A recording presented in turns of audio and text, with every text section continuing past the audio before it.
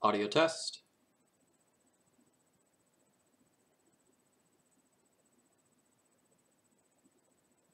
Audio test.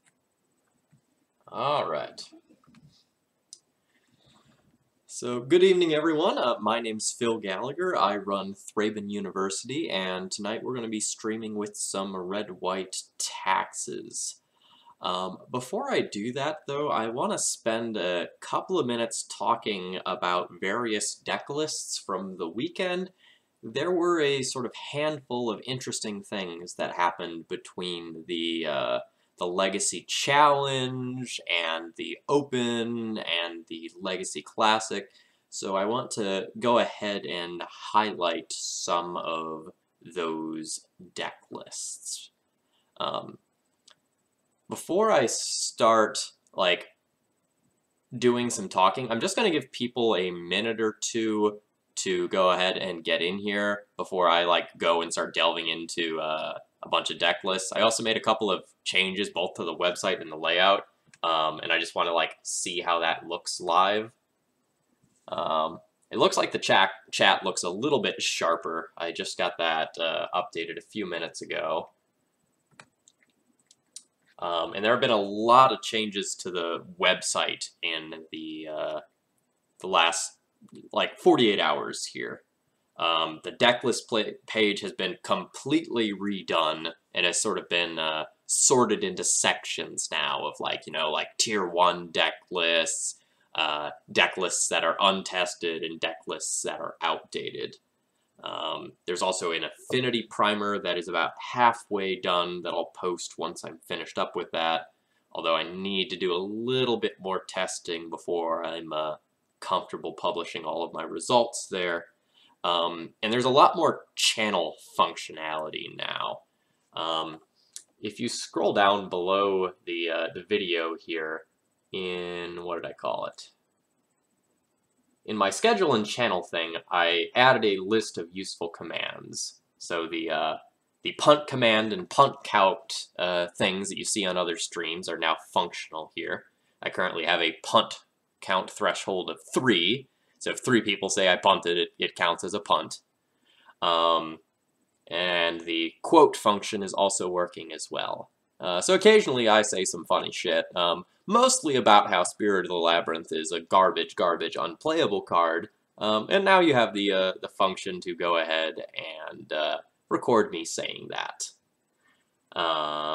Let's see, what else did I add?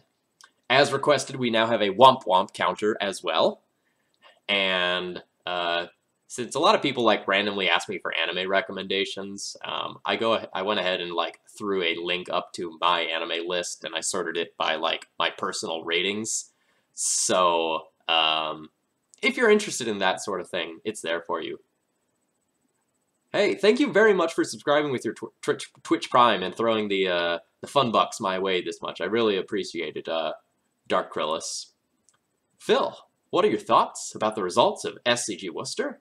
Well, it's funny you should ask, because that's the first thing that I was going to talk about today. Alright, so to sum up the top 32, it's 23 Brainstorm decks, 22 Deathrite Shaman decks. To the surprise of absolutely no one. And Scudo is the winner today. Scudo noticed that I posted an announcement in Comic Sans. Well done, Scudo. You noticed me trolling the chat. Good job. Alright, so to interrupt my Deathrite Shaman rant momentarily, I will have a bonus stream this week on Thursday. On Thursday at the usual time, I will be stringing a 4X Vryn Wingmare build. Probably at the end of the stream today or the end of the stream Wednesday. Chat, you'll help me build whatever it is we want to stream with. And as my roommate says, Mono Delver Maryland. Yeah, it was basically Delver, Delver, Delver, Delver, Delver, Delver, Delver, more Delver, not Delver, more Delver. Mostly Grixis Delver. To sort of highlight that, there was a really good Facebook conversation where Bob Huang, a very good, maybe one of the best Grixis Delver pilots, revealed that his win rate with Grixis Delver recently has been about 80%. That is absurd. Most of the legacy grinders on like Modo probably end up with a win percentage in the 60s somewhere. So like Lewis CBR said that he was sitting around 66%. You know, at any given time, I think I'm sitting at about 63% or something like that. So that win rate is absurd. Now, I don't know if that's his like paper win rate or his Magic Online win rate or both combined or what.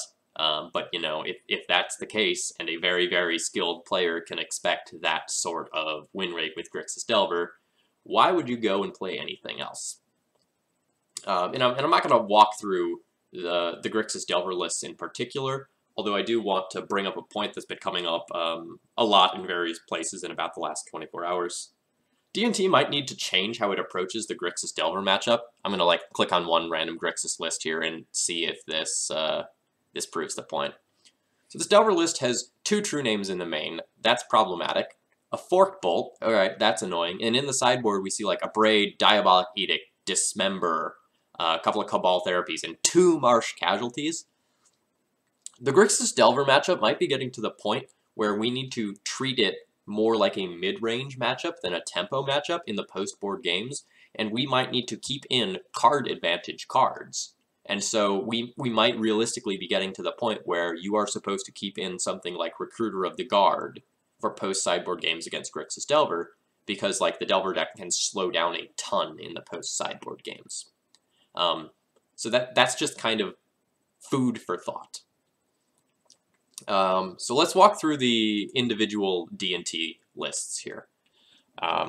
This one is the only one to top 32 the Open, and it is a very, very greedy, in terms of mana, 3-color Taxus list. There are a couple of things that make this one unique. Number one, it's playing an assortment of main deck cards that are all tutorable. So if you look at this, there's a Daredevil, a Magus, a Pontiff, a Prelate, a Spirit of the Labyrinth, a Pia and Kieran, a Thalia Heretic Cathar, and then 3 Recruiter of the Guards. To supplement this human-heavy package, there is a whopping playset of Cavern of Souls. So if you just kind of skim over this again, the only thing we have that's not a human that requires colored mana is Flickerwisp, which has dropped to a 2 of, Stoneforge Mystic, and Spirit of the Labyrinth. So this deck has sort of very reduced mana requirements. I don't know how I feel about 23 lands in this build, but the opponent has, or the player here, Jason, has made a concession to the mana by playing 1 scrub land that is fetchable to help cast the Orzhov Pontiff, and there's a second one in the sideboard as well. Sort of interestingly, though, because this has 4 Cavern of Souls in it, there's not a lot of room for fetch lands. So, like, if we compare to my red-white build, I have 5 fetch lands here, whereas this one only manages to fit in the 3 Flooded Strands. And this build has also dropped to 2 Rishadan Ports, out of respect for the colored mana needs of this deck. Since this one is so heavy on colorless sources with these 4 caverns here, there's not a lot of white cards in the sideboard. There is a single Gideon ally of Zendikar that costs like non-human white, and then there's just the, Sanctum Prelate. Most of the cards here look pretty reasonable. The Absolute Law is a little weird. I don't blame anyone for playing that card. Like, it is a very powerful Magic card. I just don't know if that's like good enough for a slot. I don't know that it's not, but I haven't wanted to play this card in a couple of years. And usually I play this locally, not at a big event. So moving over to the results of the Classic here, I'm very happy to see that the Mono Red Prison took down a big event. I'm a huge fan of that deck. So again, we see a handful of Grixis Delver here.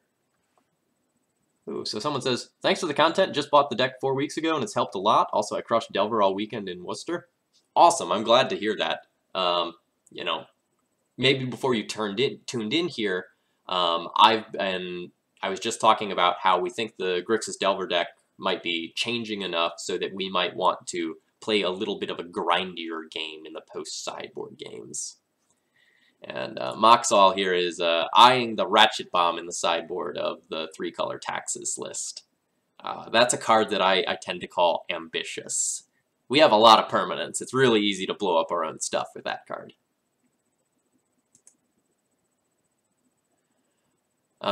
So back to this challenge here. Again, like there's a lot of Grixis Delver. I think it was like 5 or 6 decks in the top 16 here. But we did see 2 D&T lists. Stefan Hensch missed out on top 8 and ended up in 9th, which is a very, very good finish. With sort of a stock-ish mono-white build. The main deck's nothing too exciting. There are 1-ofs in Avenger, Prelate, and Jailer, as well as 2 Crusaders to sort of flush out the flex slots. The sideboard is sort of pretty close to what I've been advocating for a mono-white sideboard. There's a split between Gideon, Ally of Zendikar, and Cataclysm, rather than 2 of either, which is fair. Not too much else to say here. I like this list. And then Lucas, also, you know, narrowly missing out on top 8 with a 10th place finish, has a little bit more of an interesting deck list. There are 2 Thalia Heretic Cathars in the main deck, a card that I'm not overly hot on personally, because it's much worse when you're on the draw, and it makes your deck a little worse against an opposing Karakas. I like Thalia Heretic Cathar much more in like a Maverick deck or a White Eldrazi deck where you can accelerate it out. There's also a Ghost Quarter in the sideboard over the 4th Rashadan Port, which I don't think is a budgetary thing. I think that is an intentional choice. Some people are pretty hot on Ghost Quarter right now and are like trying it out entirely in place of Rashadan Port, which I think is a little ambitious, but I understand where they're coming from. The sideboard here features Fiendslayer Paladin, which I'm not a huge fan of. I've talked about that a lot. It's never as good as I think it's going to be. A lot of times it helps you to stabilize a game, but not necessarily win it, and so I haven't liked that. The other 2 cards that are interesting are Holy Light and Seal of Cleansing, both of which have fallen out of popularity. If the Death and Taxes Mirror becomes increasingly common, like it is, then Seal of Cleansing is a fine card to have, and Holy Light is a non-Orzhov Pontiff answer to True Name Nemesis, and our deck doesn't have too many of those, so that all seems fine. So all in all, you know, the results of these events aren't too surprising. D&T is doing just fine, Grixis Delver is doing better than fine, Deathrite Shaman and Brainstorm are 2 of the best cards in Legacy. Surprises to no one. The surprise, though, comes from the Legacy Challenge. I want to talk about this 5th place D&T list that is blue-white, featuring a whopping 4 True Names, a Vendilion Click, and 2 Spell Quellers in the main as blue cards, as well as 4 Brainstorms. So, this requires some breaking down. There are some non-bows here. Brainstorm alongside Thalia. Not the best. It's awkward. Brainstorm alongside Fetched Lands, though. That's great. So let's take a look at that mana base. Oh my gosh, is that a Field of Ruin? Oh my gosh, is that 2 Fields of Ruin? So I need to probably read this card because I'm sure a lot of you don't know it. It taps for colorless, and you can pay 2 and tap it, sack it, destroy target non-basic land an opponent controls, and each player gets to search his or her library for a basic land, put it onto the battlefield, and then shuffle their library. So what does that do? Essentially, it's a weird cantripping wasteland against a lot of decks. So, you know, you spend your turn doing it, you get rid of one of their lands, and you replace yours, And your opponent probably does not get to replace theirs with how that works. This is an interesting card. If you skim through the Legacy Challenge deck list, it actually shows up in a couple of places. I believe it showed up in a Miracles list or two as well. So this is strange. I feel like this card is a little bit slow, but let's kind of take a look at the mana of this deck. So if you'll notice, in order to make like the Brainstorm and the True Names work, Rashadan Port has entirely been dropped from this deck. And that's losing out on a mana denial portion of the deck. So Field of Ruin serves as sort of like fixing for double white or double blue, while also going and serving some mana denial purpose. This is maybe not unreasonable. I would want to play that before I made a judgment on it. I want to go back to the creature base for a minute, because there's something that's notably absent here, and that's Recruiter of the Guard. So you would think, hey, Recruiter is going to let me get Click and True Name. That sounds awesome. But it doesn't get you this sweet card right here, Spell Queller. So it looks like I'm too good for you, Barn, has decided, like, because of that, and in order to make room for these other cards, that Recruiter had to get the Axe. Recruiter's primary job is to give the deck consistency in the mono-white shell, and that's what Brainstorm is trying to do here. The sideboard is super interesting, with Back to Basics being included in a deck that only has 4 basic lands, as well as the Field of Ruins and fetch lands in order to go and get them. It's sort of the same sort of haymaker that Magus of the Moon is, so I absolutely understand that, and most of the rest of the sideboard is relatively understandable for a blue-white build that sneaks in some Flusterstorms and Meddling Mages. If you're interested in this sort of deck, I would also take a look at Agat's deck list from, I think it was a Legacy Challenge a week or so ago.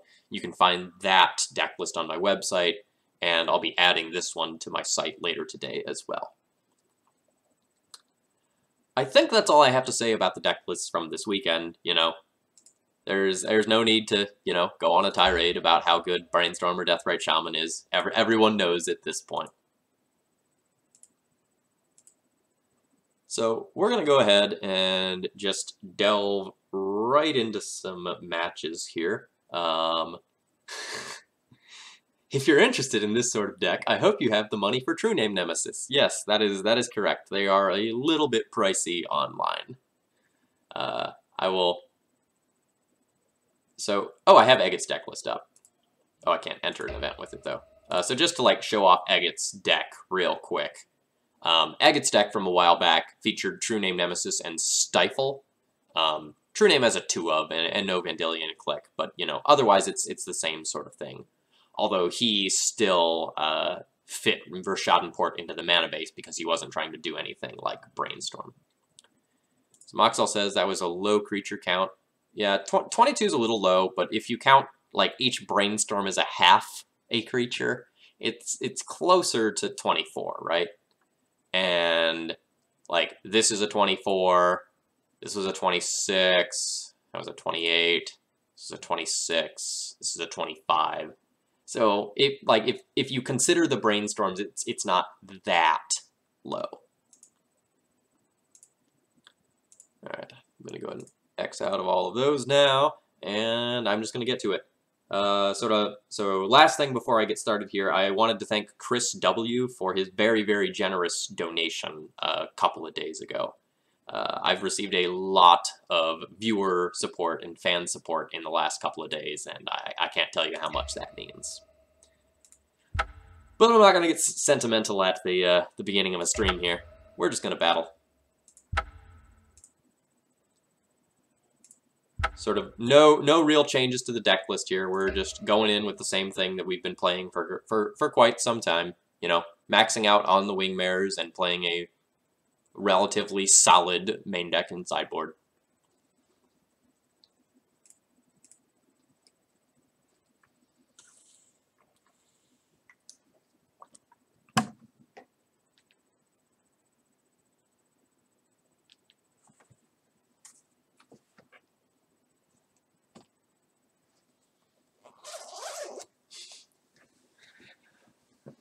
Yeah, Basic Plains. No one is going to deny that Brainstorm is a good card. I mean, it's unquestionably the best card in Legacy. Not close. Not even close. So just jamming it into a deck, even a deck where it's awkward, is probably fine.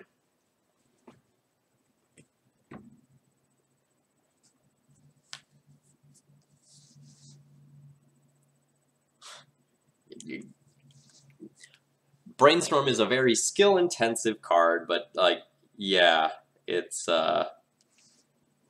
is not an exciting card.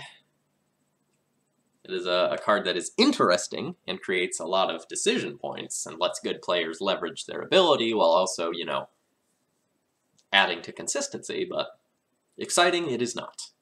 It's no Recruiter of the Guard for Flicker Wisp. Flicker Wisp your Recruiter, get another Flicker Wisp sort of card advantage. It's not sexy.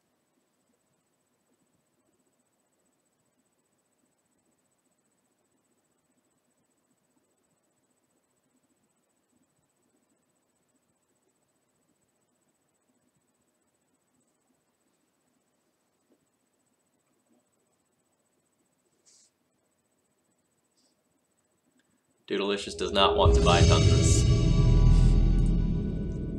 That's fair. On Magic Online, they cost, like, borderline nothing.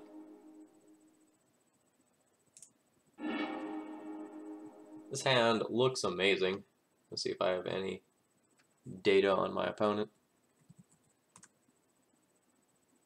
Looks like they play Eldrazi. Yeah, I played this player before, I believe.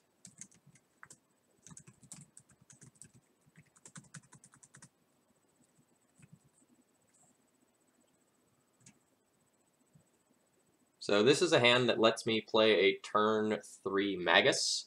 So I'm going to be keeping this.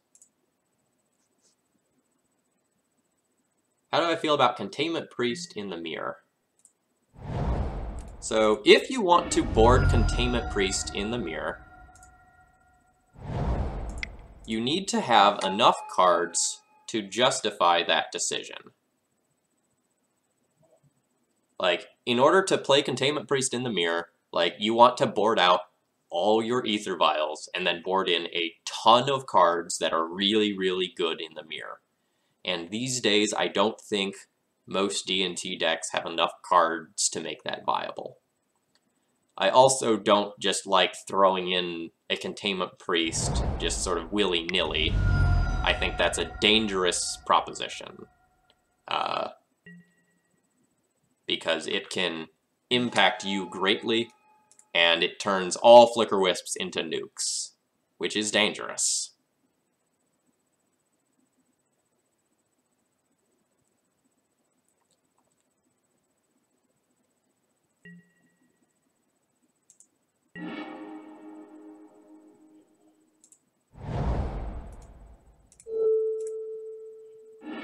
I am trying to play around a Thought-Knot Seer here.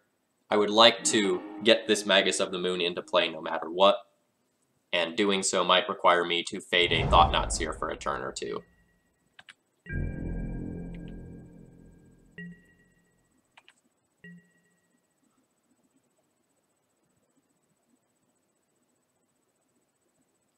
So, like, if my opponent does not have, like, yet another Soul Land, they can't get this Magus out of my hand.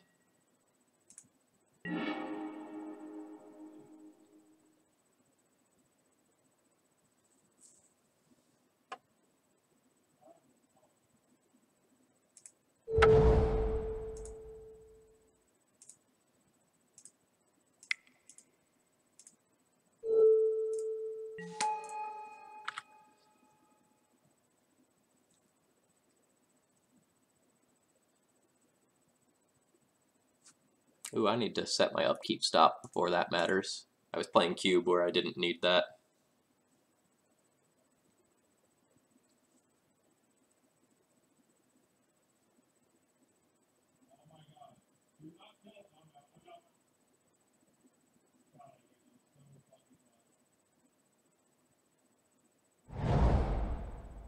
There's the Soul Land. Oh, but it's just a Matter Reshaper. Deal.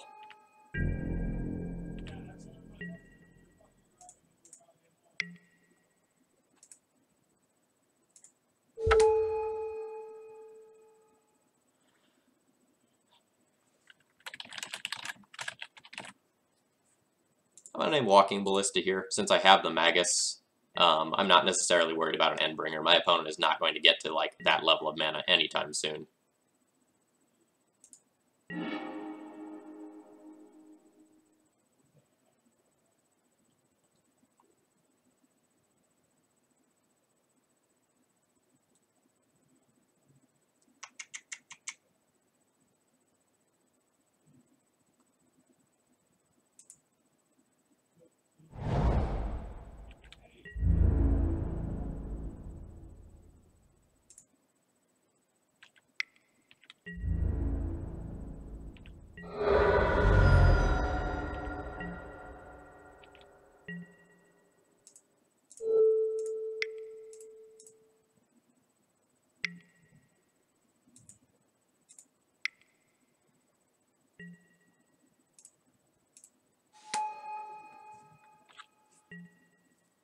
I notice you've been on red-white quite a bit. Is it for the MTGO meta, or do you think it's generally better than white-white right now? I am a very, very big fan of red-white, generally speaking. I think that it is a very good deck, and I like it personally slightly better than the mono-white build right now.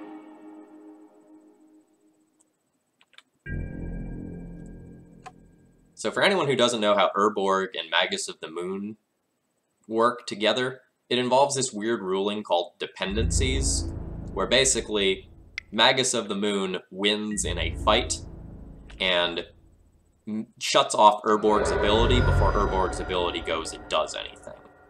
And so that's why everything is just a mountain, and like it's not a swamp in addition to all of that.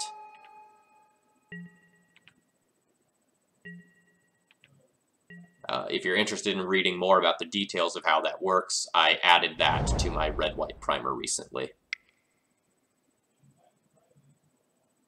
I think that was my opponent realizing that they can't actually cast Thought-Knot Seer. Sure, I'll take that hit from Matter Reshaper.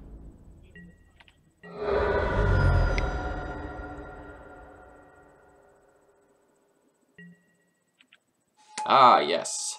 The good old Play the Spirit Guide. Hey chat, what color is Spirit Guide? Is it red? Do we just get protection from that? We do.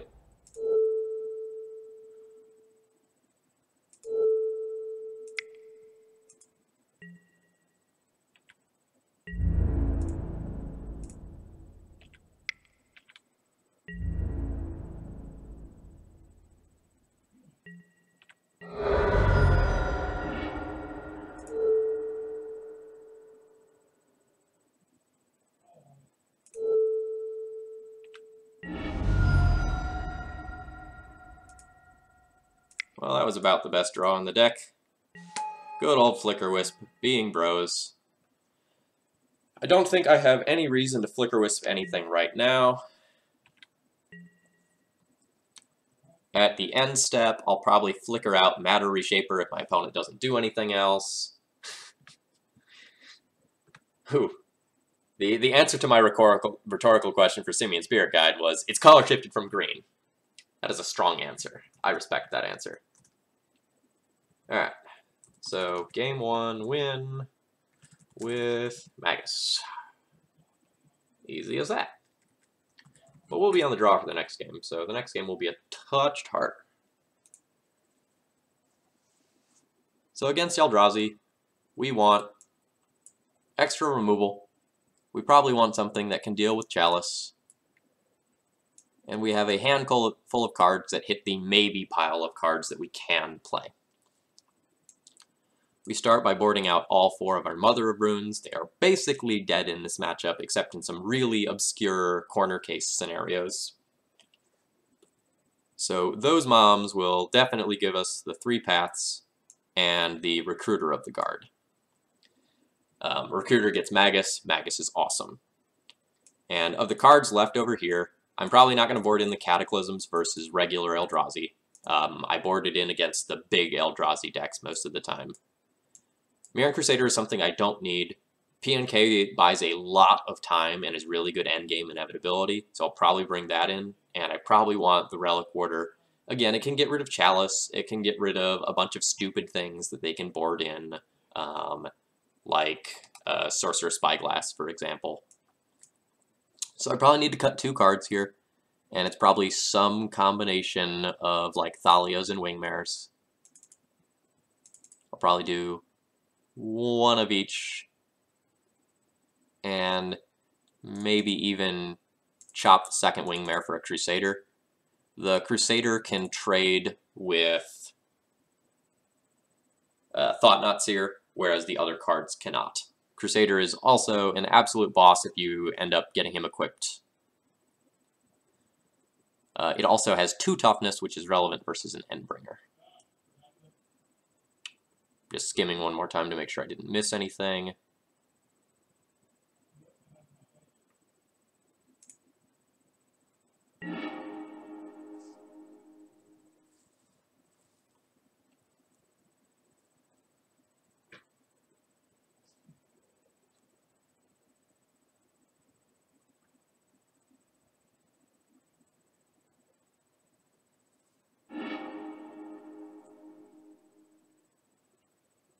This is an interesting hand.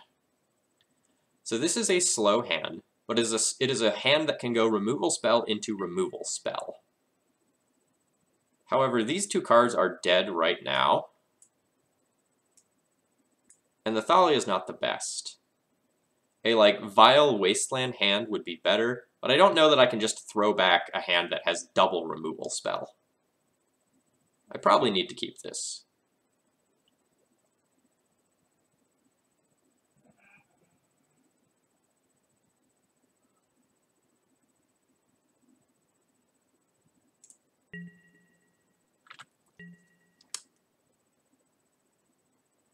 Yeah, so Farish here has a metagame full of like Grixis, Pile, 4-color decks, and like Loams, and in that sort of metagame, yeah, like the Magus of the Moon is going to be devastatingly good, and the Pia and Kieran Millar will buy you just a ton of time. Tetraverse asks, what are your thoughts for Thalia on the draw in this matchup? It's not great. However, when your opponent goes and leads on like just some average cards like Eldrazi Mimic and Matter Reshaper, and you have the Thalia, it can wall the early threats and allow you to use removal on the late game threats instead. Oh geez. This is terrifying. My opponent did not make a turn 1 or a turn 2 play.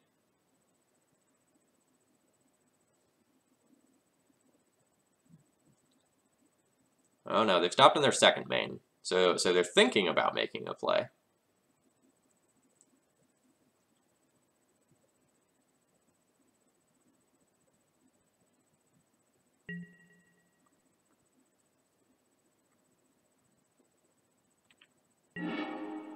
So my opponent's hand is probably full of things like Reality Smasher, Thought-Knot Seer, and Endbringer.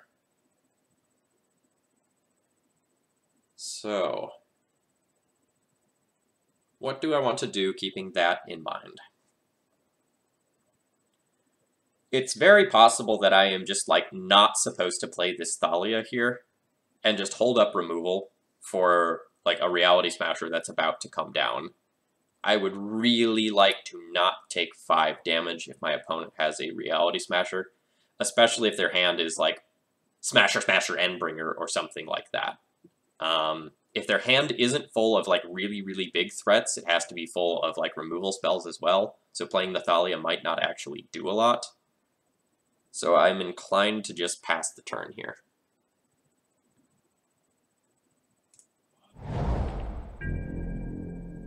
So Farish asks, should they go up to a 3rd Magus of the Moon for their metagame?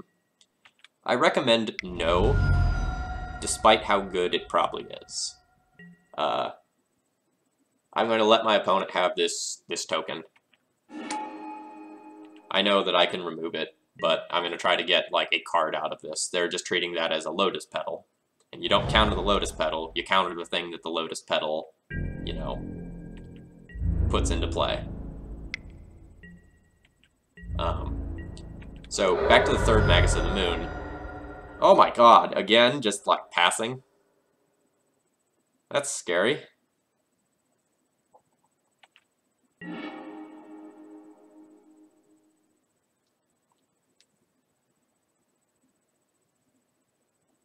So my opponent had the chance to play a 5-drop or a 6-drop there and did not. So my opponent's hand might just be like full of removal spells. I'm going to discard if I don't do anything. So I'm just going to like jam the Thalia, and it probably just dies.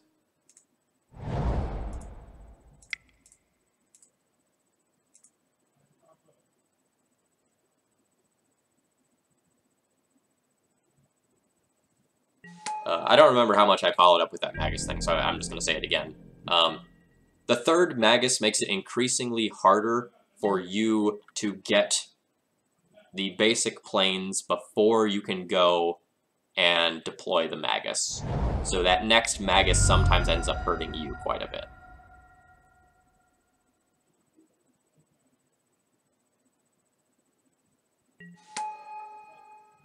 Alright, so there's a Ballista.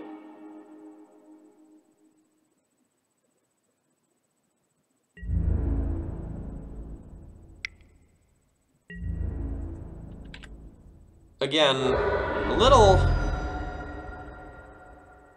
unsure of why my opponent kept their hand at this stage. It might just be like full of ballistas.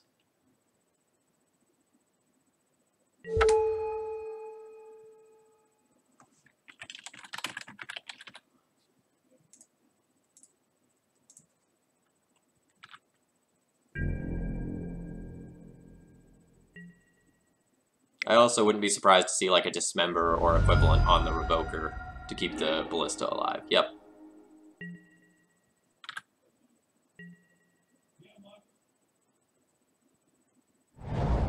I am not going to need to do very much to my... Okay.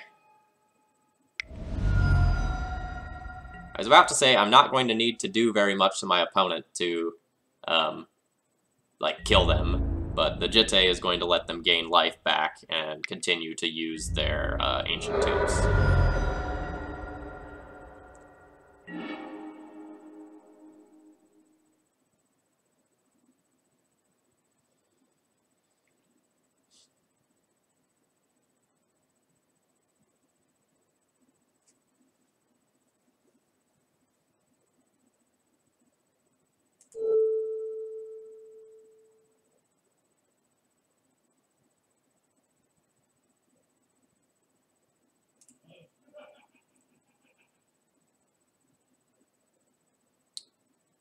So... I have to discard a card if I don't use a removal spell now. If I use a removal spell now on this Scion, I get to keep all my stuff.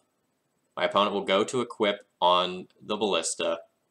I'll let them go to combat, pump if they want, make the Ballista bigger if they want, and if they use their Jitte counters, then like I can just like wall with a Thalia from here. I'm in trouble largely because I don't have a third land. And that's been the case for a few turns now. Like, with a land, I have a lot of lines available to me.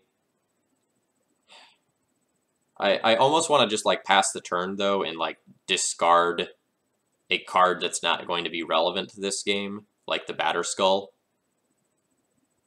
Because my opponent is all in on a couple of small creatures right now, and if on their turn I go removal spell on Scion, removal spell on Ballista, draw land, turn Factory into a mountain, I've stabilized the board if my opponent uses Jitte counters.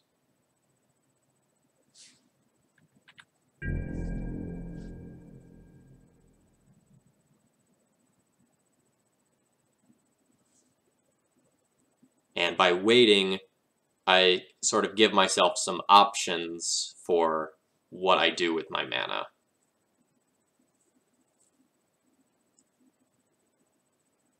Like, if my opponent plays a Reality Smasher, I could get rid of, like, Scion and Smasher if I needed to.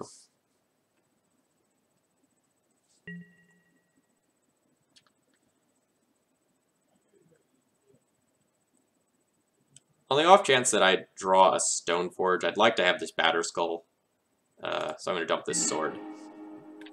Most of the cards in my hand aren't relevant this game. Alright, there's a Smasher.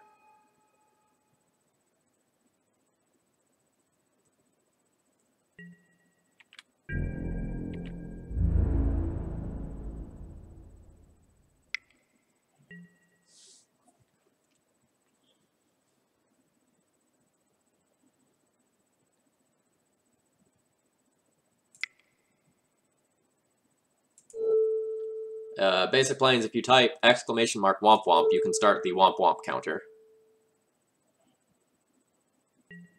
We'll see whether or not I actually have to discard a card for this Reality Smasher. It varies. Sometimes you do, sometimes you don't.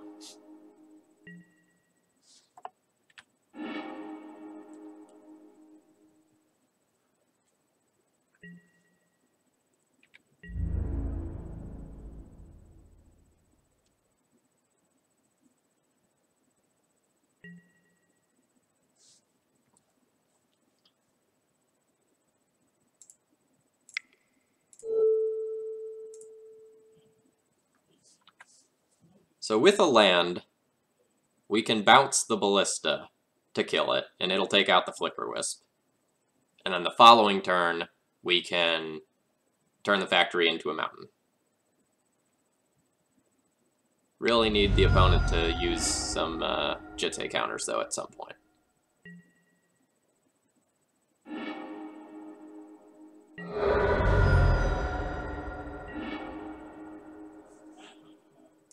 Vial's a start, but it's late to the party.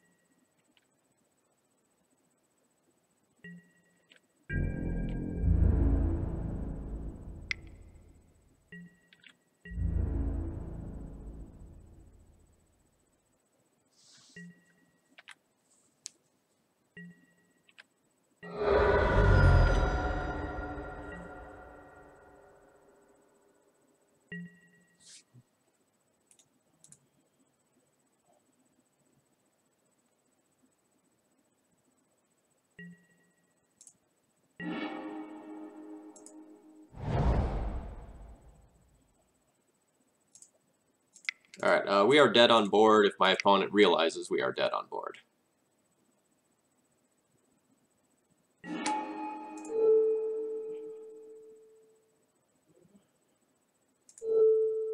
So I blink this Ballista.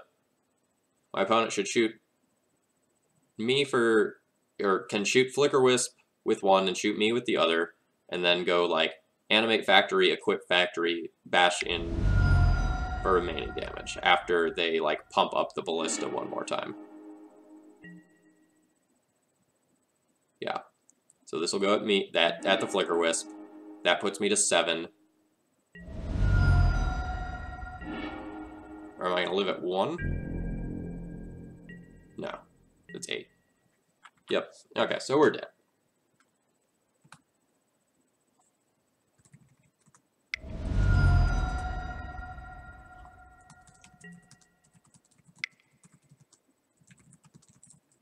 I am attributing that loss to not drawing a land. I feel like with a land, we get there pretty easily in that game.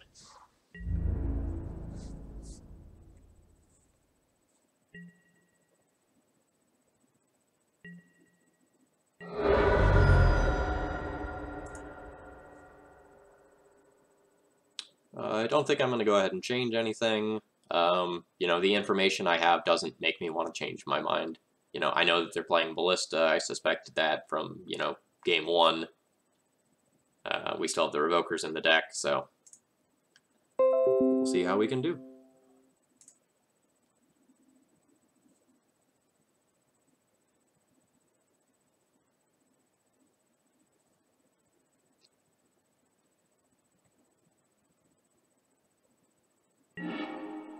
Who would like to play first? This hand is fine. It has a removal spell that I can hold up on the first turn, and then I can play a Stoneforge Mystic, get Batterskull, make my opponent take that with their Thought-Knot Seer, Path to Exile, that, Recruiter, yada yada yada. This is fine. Thanks for stopping by, Scudo.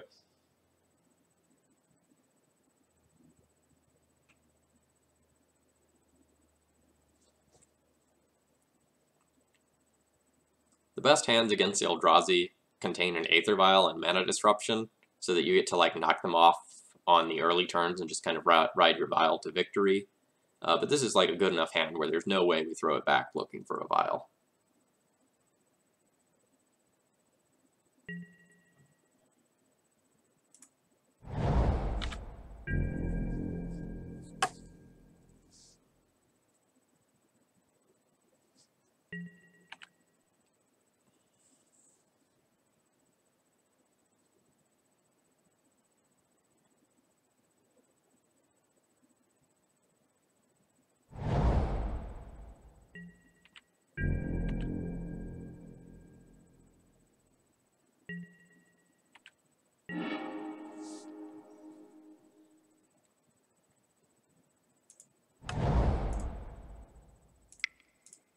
See if my opponent has a Warping Whale for this Stoneforge after I go and fetch the Batterskull to make me sad.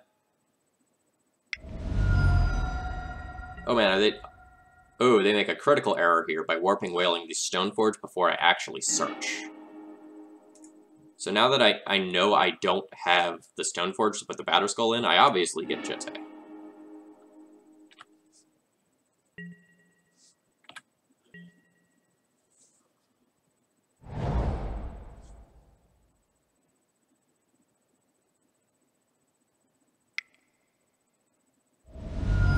Opponent making a good play of putting their Cavern on Ape, since I don't have counterspells.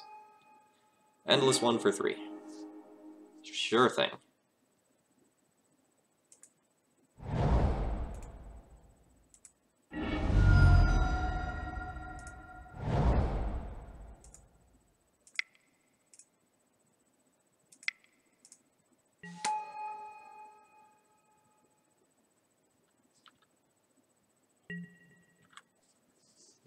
The black area where your taskbar is could be a good place for that bonus stream.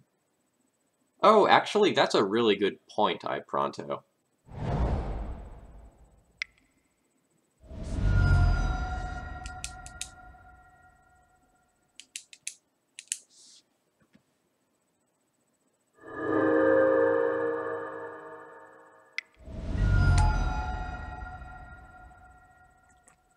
So my opponent probably has to take the Jitte here, so I don't just take over this game immediately, but that means I just get to, like, path the Thought-Knot Seer and move on with my life.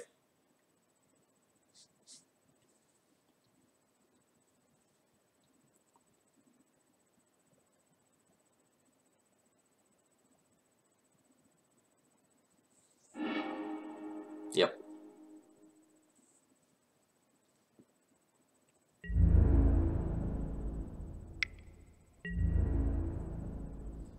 Do I want to trade Mirran Crusader for Endless One?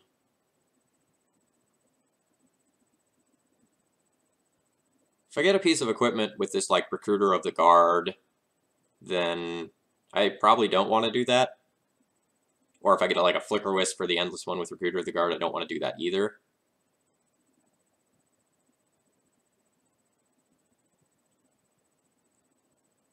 I crack back harder and they have an Ancient Tomb, so I'm not going to block here.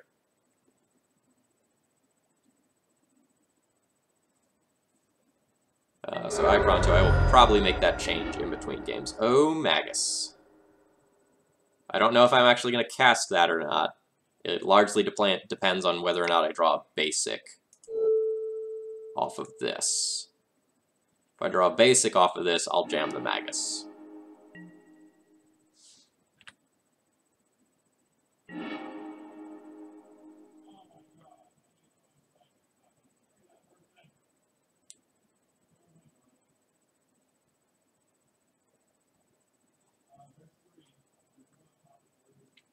I'm going to need to think about my life choices for a moment before I slam this Magus of the Moon.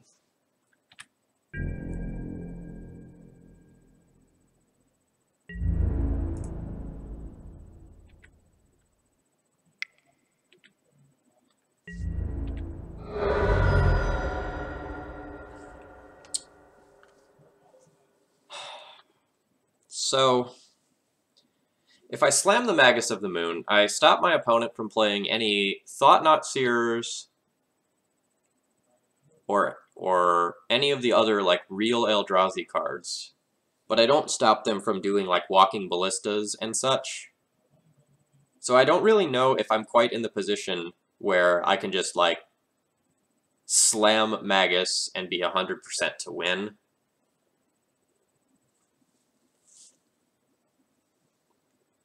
I think I can just as easily ride out this game without playing the Magus yet.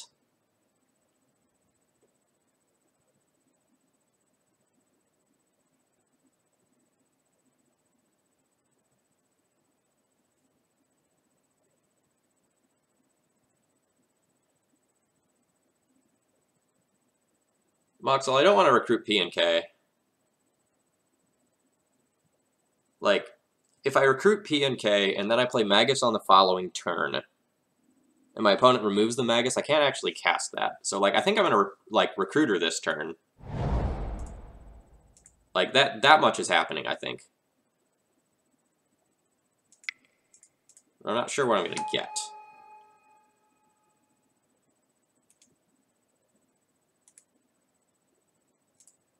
And also, if I get P and K, like, my opponent has a Wasteland on board, and they might, like, just preemptively destroy that. I kind of just want to get Stoneforge. Like, get Stoneforge or Revoker. Like, if I put Revoker... Like, let's say I draw another land and my opponent doesn't Wasteland me, and I revoke Ballista, I feel pretty safe this game.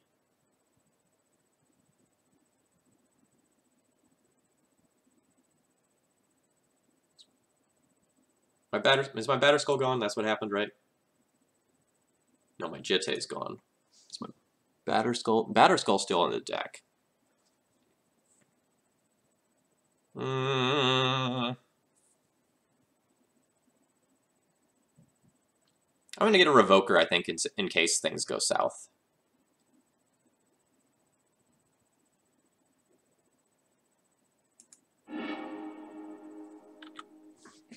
Revoker for Ballista seems good. Yeah, I agree. Stoneforge Mystic seems slow.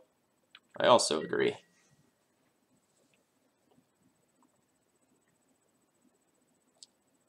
So, like, hypothetically, let's say my opponent goes, like, Land Reality Smasher. And they attack me in for 8. I can crack them back for 5 and Flicker Wisp their Endless one, and then have lethal the following turn. So I feel pretty okay about my situation, sans, like, double Reality Smasher.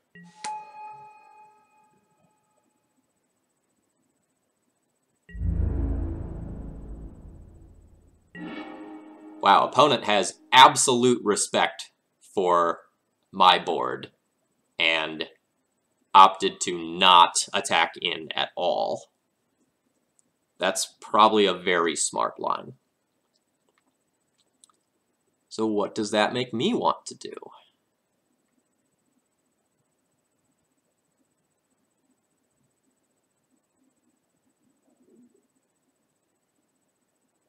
Flicker Wisping the Endless one means that I can just have a 3-turn clock in the air. That's probably fine. I think if I, like, Flicker Wisp my Recruiter and get another Flicker Wisp, that probably just gets my opponent to Wasteland me, and I really don't want them to do that right now.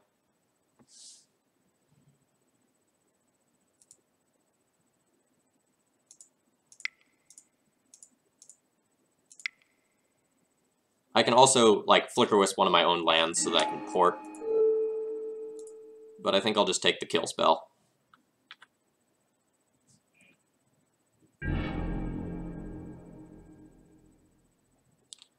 Note that if my opponent has a second Reality Smasher, they actually cannot attack in, or they will be dead on board. I have 8 power on board.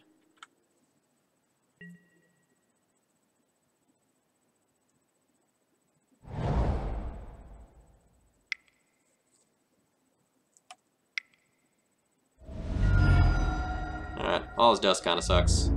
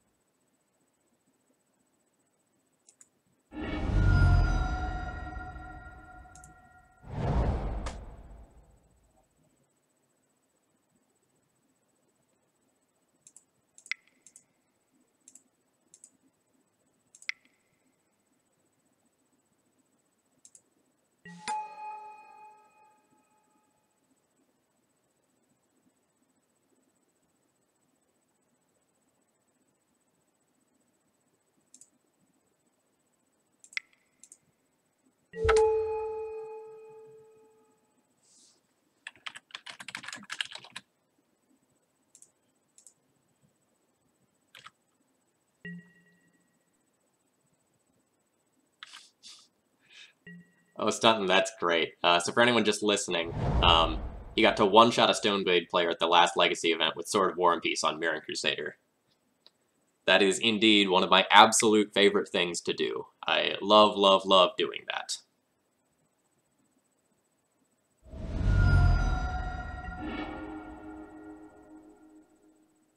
Alright, my opponent has a Dismember for the Magus, opening up all sorts of terrible things for me. But my opponent now cannot attack with this Reality Smasher, or they are dead. Of note, my opponent super messed up because their Urborg produces black mana, so they could have just, like...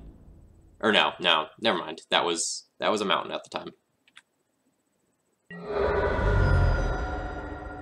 Alright, my opponent has to have another creature or they are dead. That attack means they do have that creature. It is a Matter Reshaper.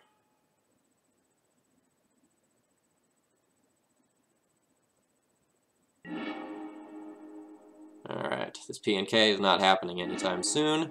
Unfortunate.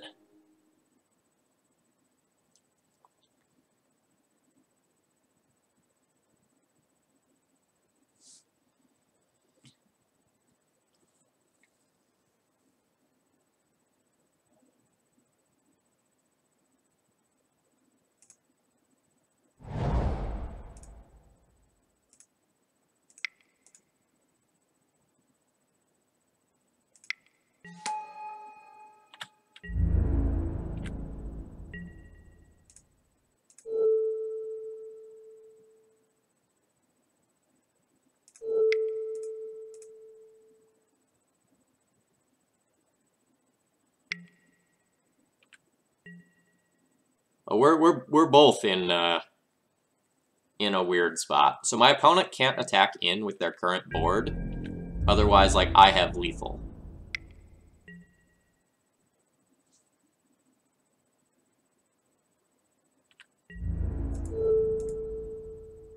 So I make this block, and I'll go to 1.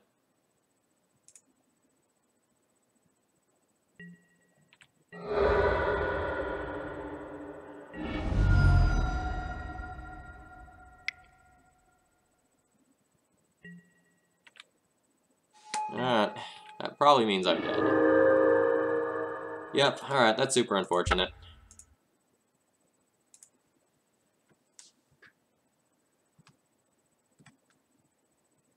Alright, so that's a loss.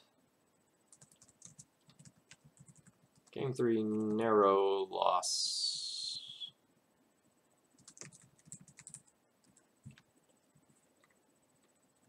I'm going to call that one a loss to that wasteland. The Reality Smasher was absolutely beatable. It was the fact that we didn't get to deploy P and K to shoot them for the last couple of points that did it. Alright, I guess the All Is Dust was good. Like, I had a really strong follow-up to the All Is Dust, though.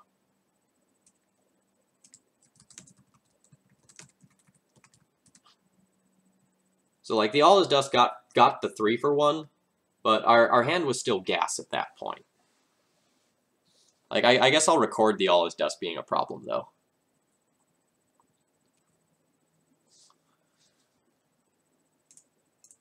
So for anyone just joining in, hi, my name's Phil Gallagher. I run ThrabenU University, and tonight we're streaming Red, White, Death and Taxes. We lost round 1 to Eldrazi, and we'll see if we can bounce back.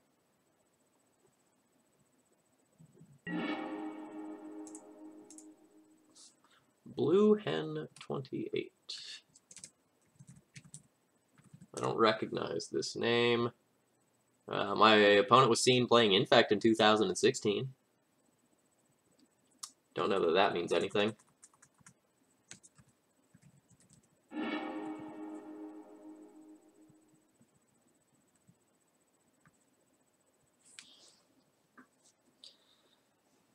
This is not a great hand. It has 5 lands. I'm on the draw. If I draw more or less any 2 or 3 drop, I'm happy with this hand. And I'm going to treat it like I don't know what my opponent is playing. Like, 2 years is a long time, even by Legacy standards. With any 2 or 3 drop, I'm fine with this being a keep. It's just awkward if we draw more land. If I didn't have this wasteland, and this was like another land, I'd probably throw it back, but... like, say my... maybe I should just, like, ship this one. This is a close hand.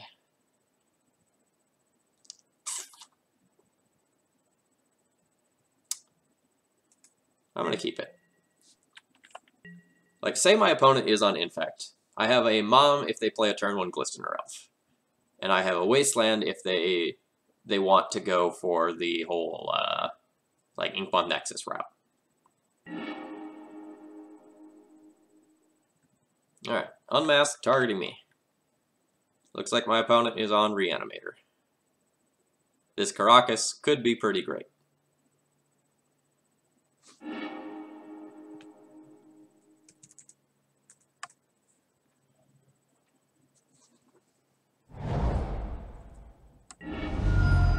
What did the Unmask pitch? I didn't see that. Pitch, Dark Ritual. Alright, opponent goes Ritual, Entomb. Oh no, that means they'll be able to go and dodge. Oh, they're still getting the Grizzlebrand. In the face of the Caracas.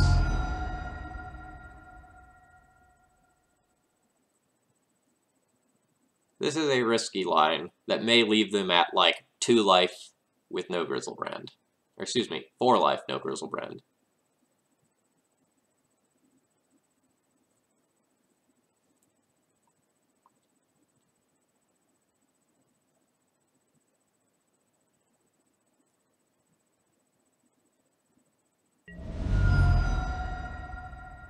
Well, opponent whiffed on the first 7.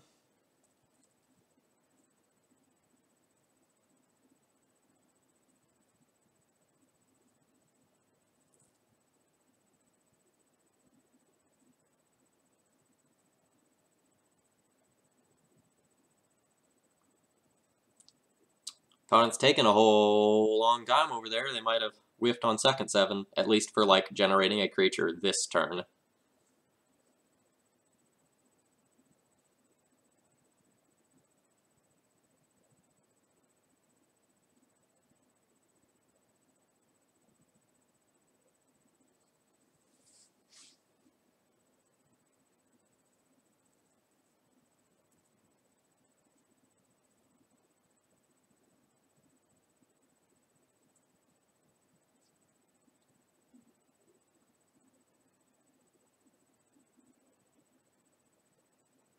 So, like, let the record show that I basically never think that the red-black Reanimator player is supposed to get Grizzlebrand in this matchup. Especially, like, if, like, looking at my hand, if they had just gotten something like a Grave Titan or a Chancellor, there's basically no way that they lose. And now they open themselves up to a lot.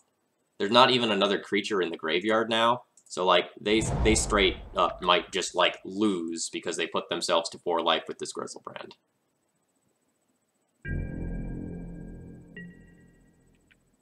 Stuntin', a lot of Reanimator decks have gone away from having Sire in the main because it's really only good when everything else is going right anyway.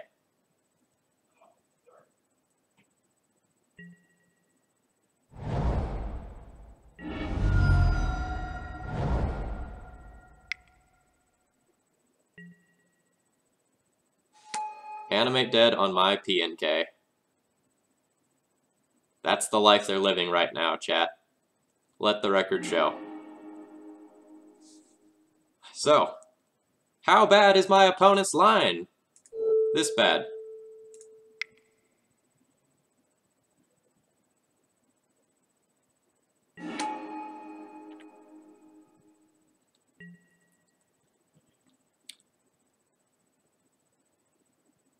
Even though I'll take a couple more damage from the Thopters before like I can Flicker Wisp and deal with them, I still think I'll probably cut my opponent off the red source. My opponent's mana is more valuable than mine.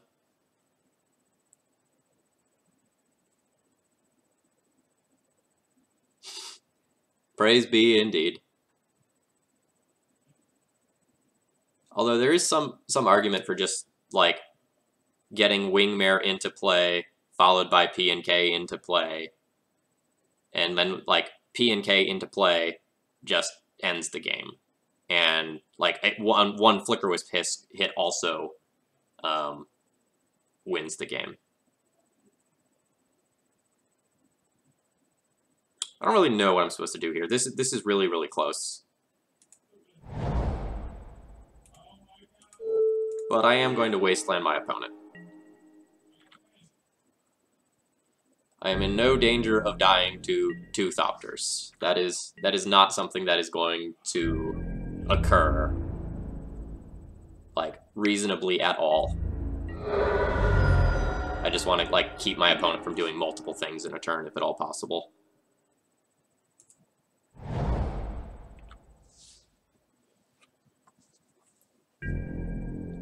Yeah, so now I got to, like, keep my opponent from doing something like Animate Dead, Mother of Runes, for example.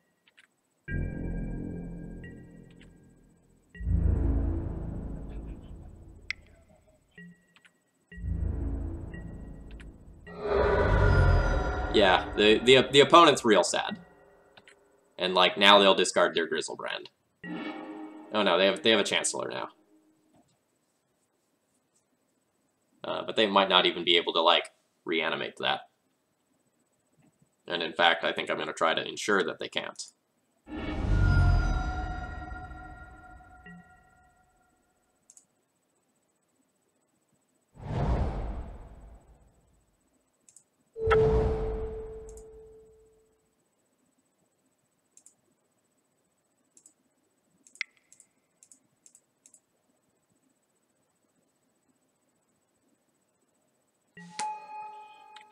So since my opponent can't actually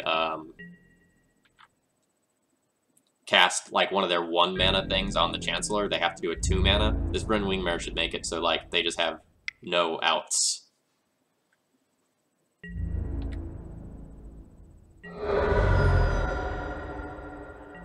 Does opponent realize they're at 3 life?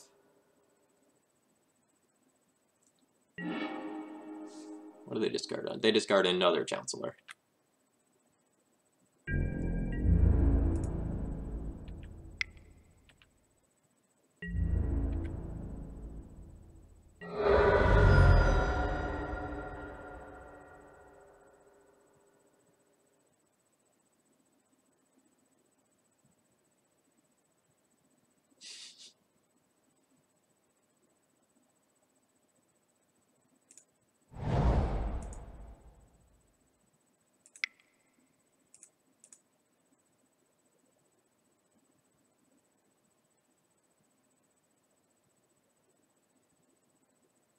Yeah, Stunton. My opponent drew very, very poorly with the Grizzlebrand. But, like, that's why you don't get Grizzlebrand, is, like, sometimes you just brick. And if my opponent just, like, got a reasonable non-creature card, or non-legendary card, in the face of knowing that I had that Caracas, I couldn't win. And, like, now they lost this game because of their turn 1 decision.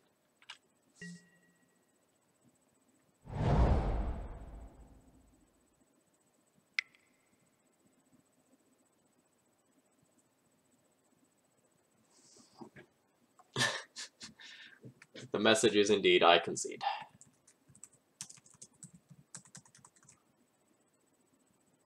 So, game 1 win, because opponent fetches G-Brand into Caracas.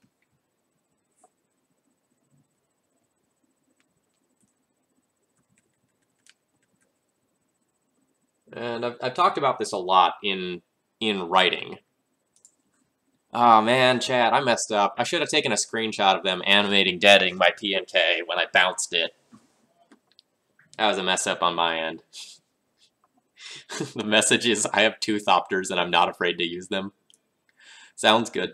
Alright, so basically we'll board in almost our entire sideboard. We'll board out the entire Stoneforge Mystic package. We'll board out Magus of the Moon, because it's bad to shut off our own Caracas. Then we'll probably get rid of the PNK and 1 Flicker Wisp. There is an advantage to keeping PNK in the deck, in that if my opponent resolves in an Iona, then PNK is something that's still castable. But, like, PNK alone probably doesn't beat Iona. You also need Caracas, and if you get Caracas, Caracas beats Iona. Yeah, basic lanes. I should write myself a note.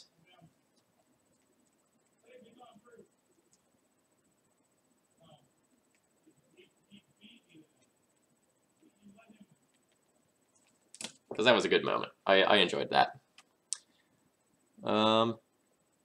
Yeah, so I just want to sort to show off something. Look at all of the interaction we have for this matchup. We don't need to mulligan to Graveyard Hate. We can just keep reasonable hands and probably crush our opponent.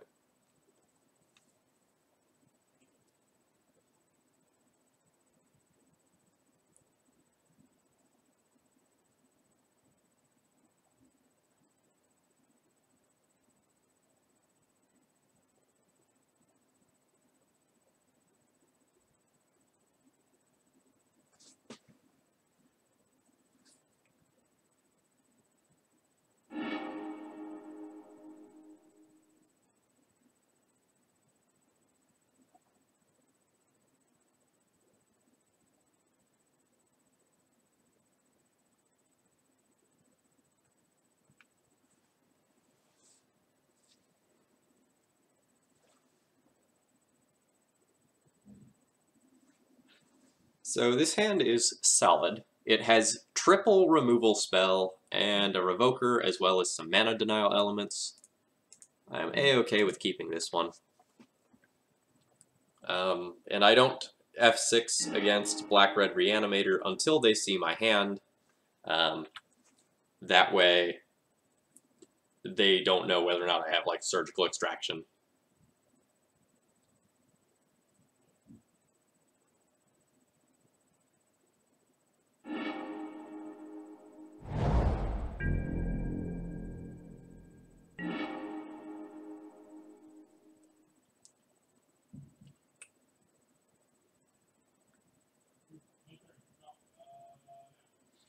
Do I want to wasteland my opponent, or do I want to play my Aether Vial?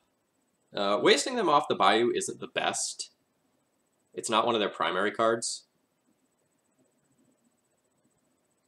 And my opponent, like, might just go, like, Entomb, in response, Reanimate on the next turn.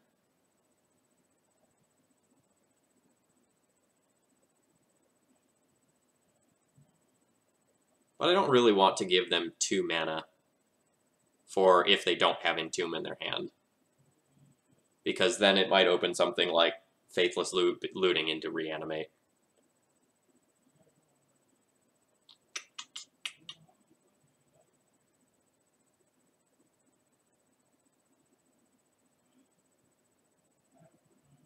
I don't think my opponent is going to have Sire. My opponent did not have Sire game 1. And my opponent is more likely to board in things like Alesh, Norn, and Grave Titan in this matchup than Sire. Sire is not good against the Swords to Plowshare decks. I'm going to go ahead and Wasteland.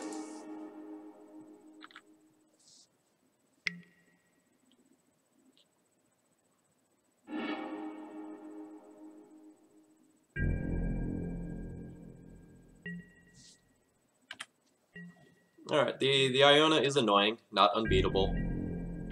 Oh, opponent does not have any mana.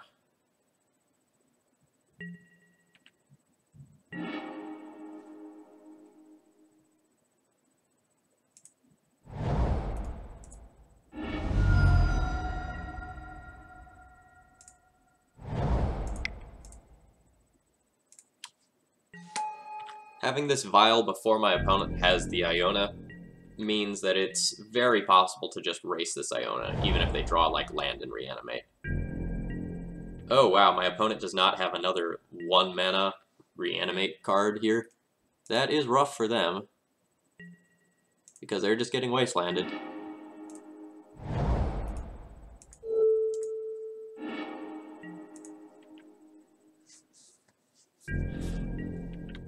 I almost feel bad for my opponent. They're drawing quite poorly. Almost.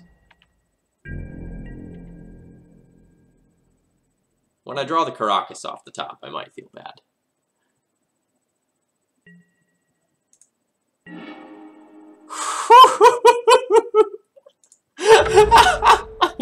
Oh, jeez. Oh, man.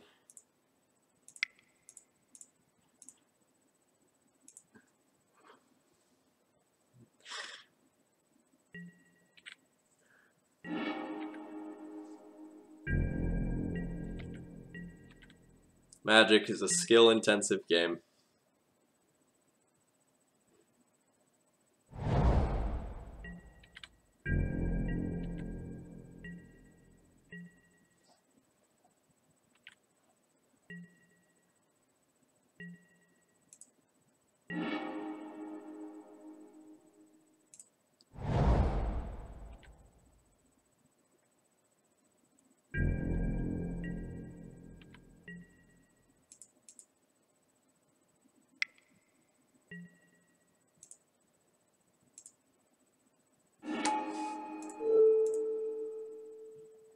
Oh man, opponent has mismatched lands. They deserve to lose because of it. That's why they drew 14 and didn't see a land or a creature. The mismatched lands.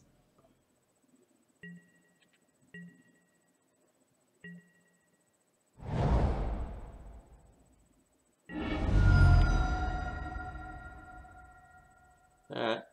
You have like another Bayou, Abrupt Decay for the Rest in Peace.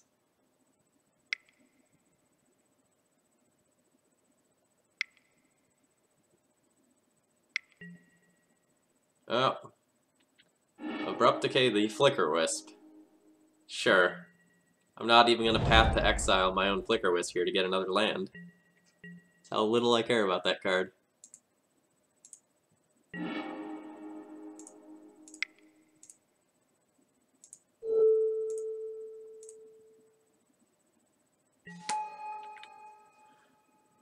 Yeah, I think my opponent's play there was very bad. Like, if they get rid of the Rest in Peace, then Flicker Wisp has them on a 7-turn clock, and they have a lot of time to, like, put together a potential kill.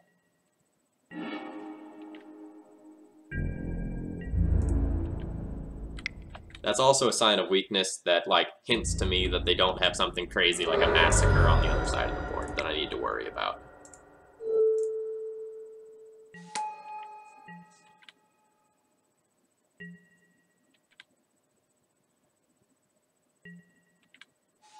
You bet you can have a Lotus Petal.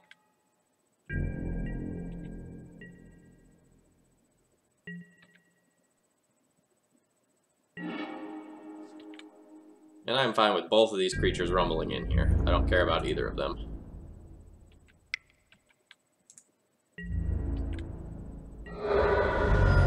The only thing that Canonist is doing right now is essentially shutting off, like, a Dark Ritual into hardcast Grave Titan, but a Grave Titan is, like, super beatable with 4 removal spells.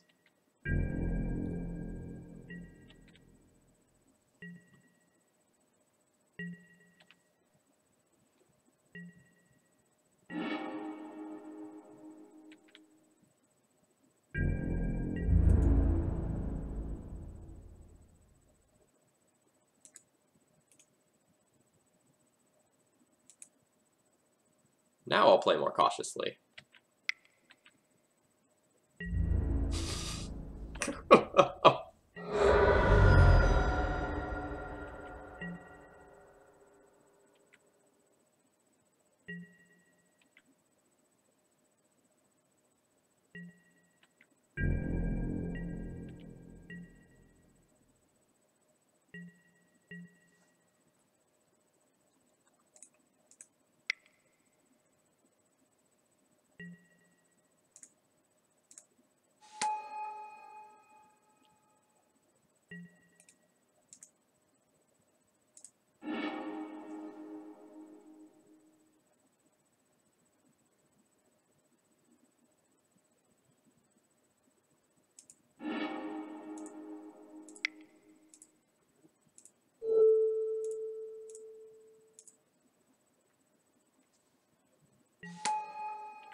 Alright, we got a couple layers of protection up now. The opponent scoops it up. There's not much they can do there.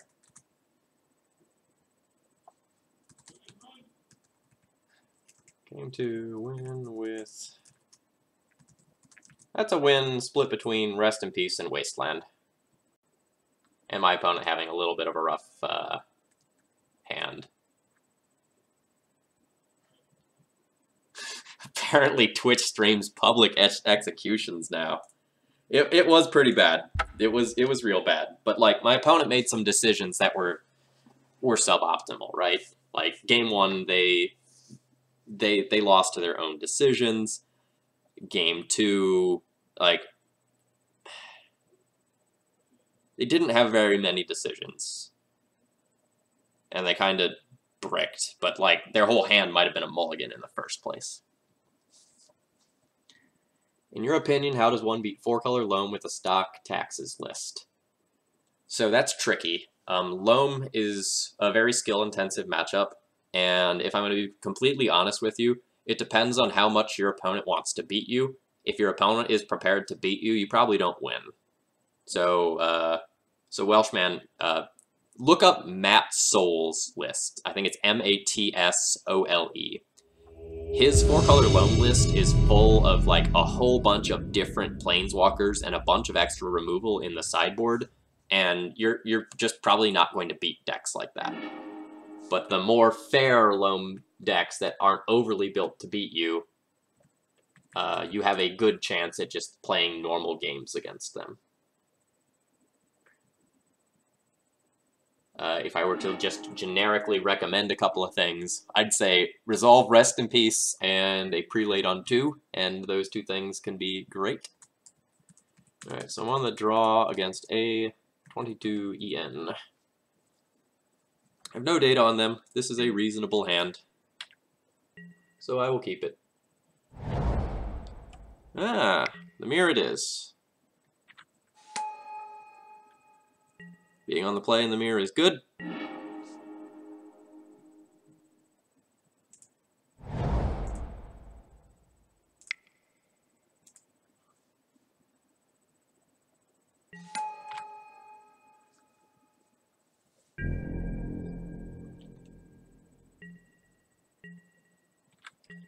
Yeah, Welshman, at some point I will write up that matchup,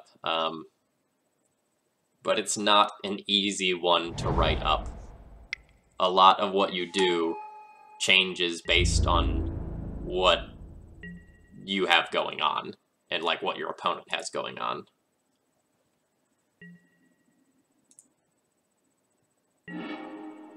So I feel like my opponent's hand is weak because they played a Thalia into my Caracas.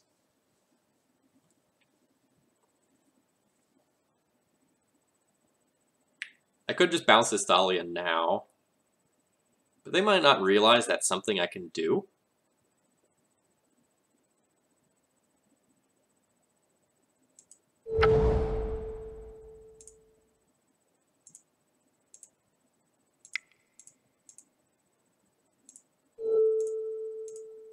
So I'm just going to go ahead and get the Jitte now.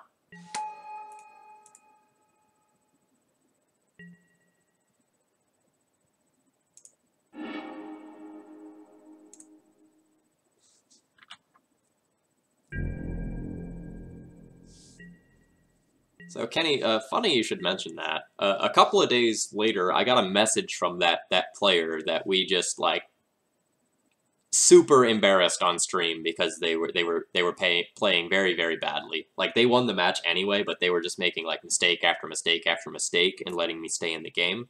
I got a message from them and said like, "Hey, I realize I messed up a lot, and you know, I just wanted to say, you know, thanks for the commentary. I learned a lot from that. You know, here are my thoughts on a couple of things that I did and why I did them." So it was cool to see that.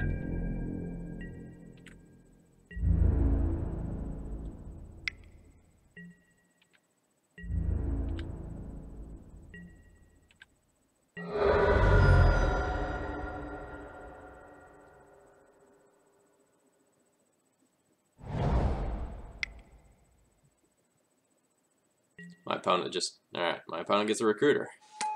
Presumably for a Phyrexian Revoker.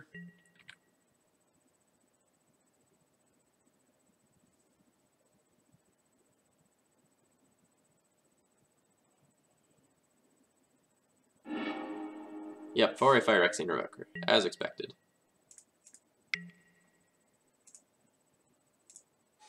I get him up.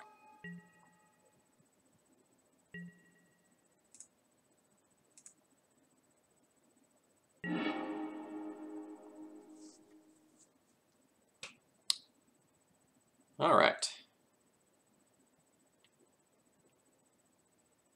Feel pretty good about my position here. You know, as always, things can go south, but feel like I know more or less exactly what's going to happen in this next turn here. And it benefits me.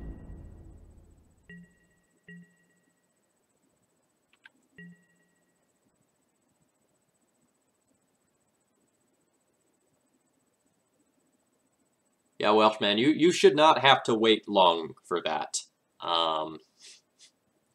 You know, both in paper and online, I expect the price to start going down very quickly. I will write up that primer properly sometime. I've got a friend in town, Mike Kirby, who plays Aggro Loam or 4-color Loam, whatever you want to call it. And so I will write that up once we get together and test it sometime. Alright, so my opponent plays Revoker, and now we do a weird dance. So I go, and I activate my Stoneforge Mystic, and I hold priority, and I tap this,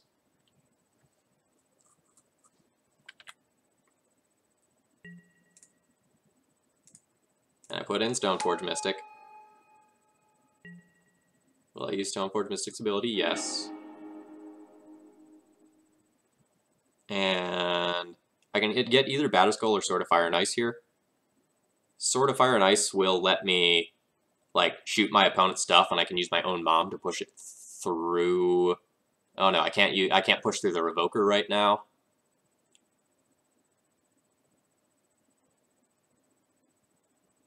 But I will be able to a turn or two down the line, because I have this Bryn Wingmare which flies.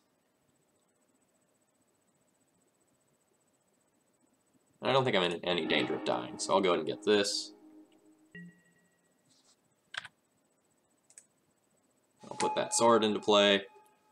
And now my opponent still has to revoke the Jitte, because it's terrifying.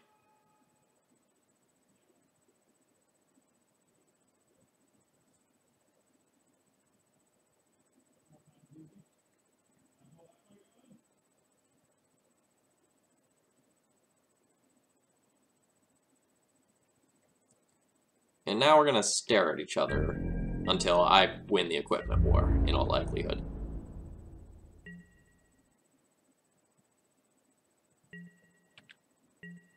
And now my opponent's gonna port me, and I'll dump in a Jitte in response. Oh, my opponent's not gonna port me.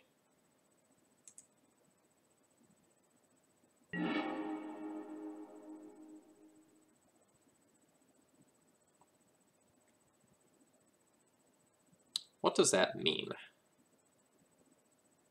Is my opponent inexperienced, or do they have Swords to Plowshares? Or both? Did they not have an upkeep stop set? It's weird.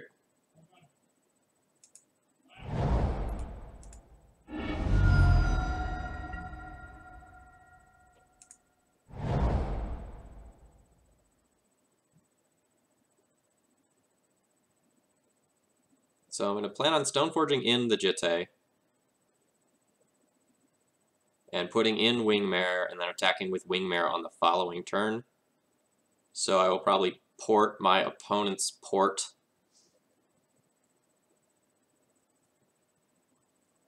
And then hold up, putting in Jitte.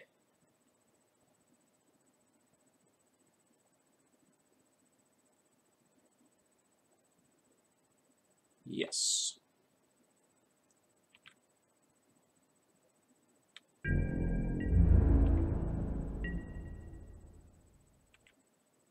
And I have the option to Recruiter instead of Wingmare if something goes terribly wrong.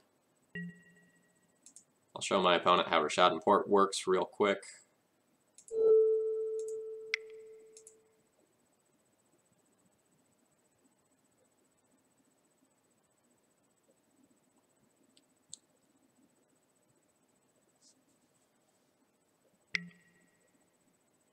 They're just letting all that happen.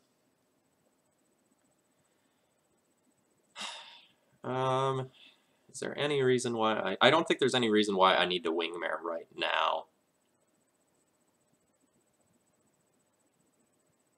It probably gives away too much information and decreases my flexibility.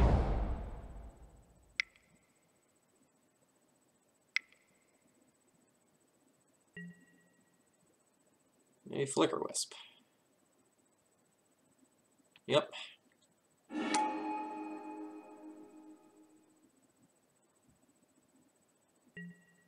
Flickering Recruiter.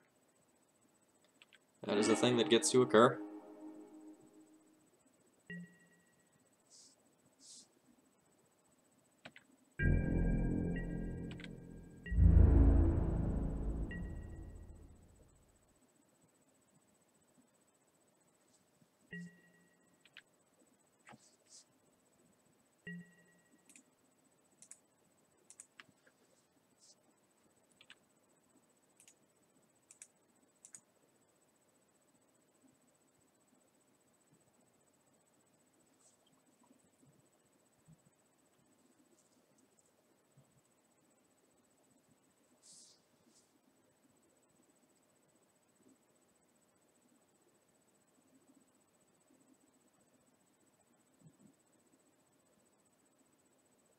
And I'm actually gonna like not bounce my opponent's Thalia because I don't want them to be able to like Swords to Plowshares my Wingmare.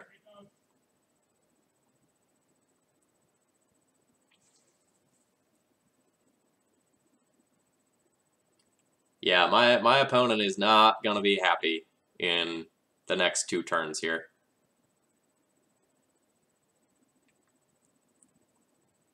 I will expose myself a little bit on the crackback.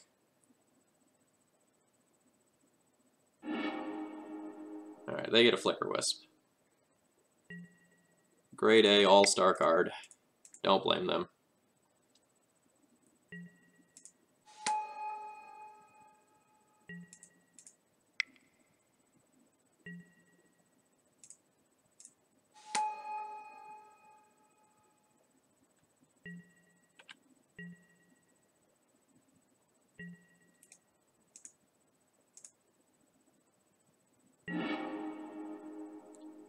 So in order to get through the Flicker Wisp properly, we need to use our mom and give this pro-white.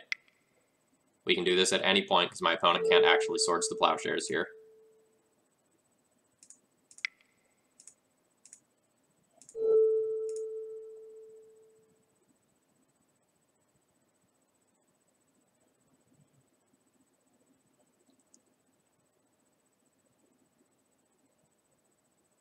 I think this pause is my opponent realizing, oh fuck. Yep, there it is. There is the concede of, oh god, I've messed up.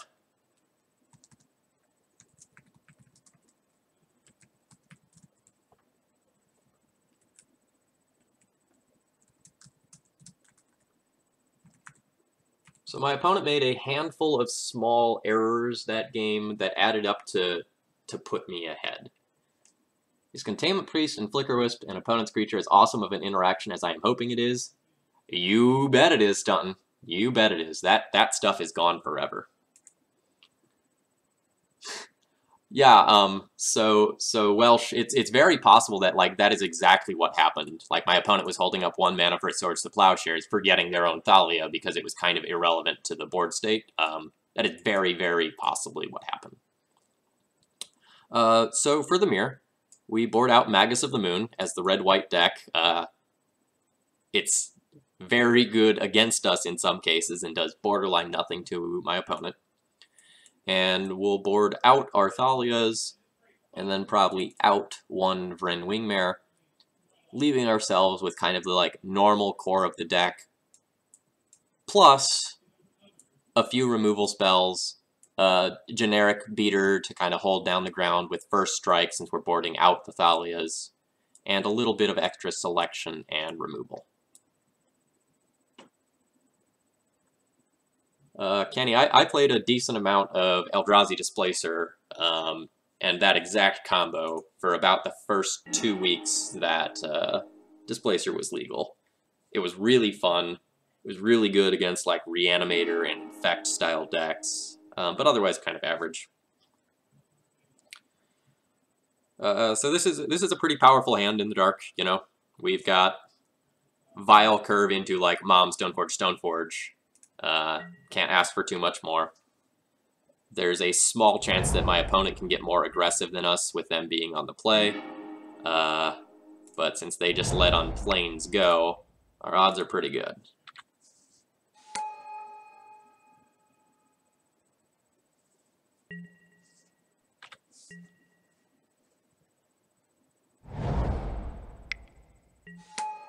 Alright, just naked Jitte go.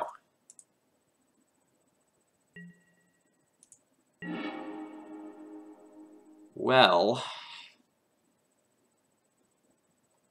I can just get rid of this right now, but I would much rather do it in a turn with Mom up. So I'm just going to like Stoneforge for my own Jitte here. And put the pressure on them.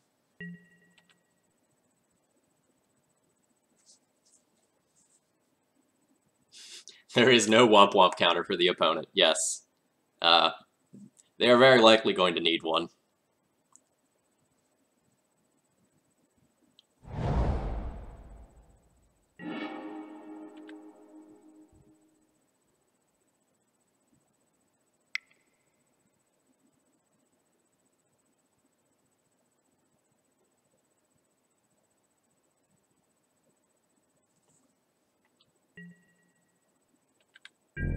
I feel like my opponent has 1 removal spell here, and they were thinking about what to do with it. Either that, or they have removal spell plus Containment Priest. So now my mom will eat this here. Yep. And that's fine.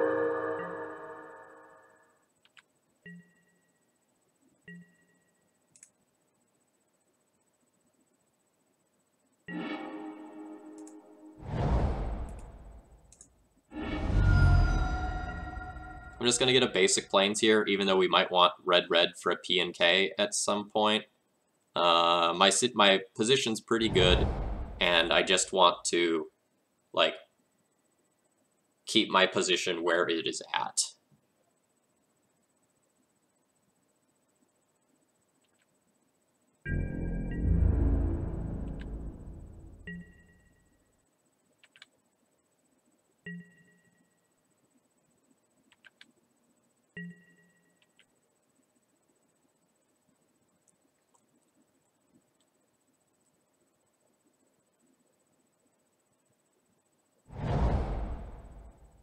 Yes, the equip will be brutal. Revoker, you say? So this is interesting. I can, like...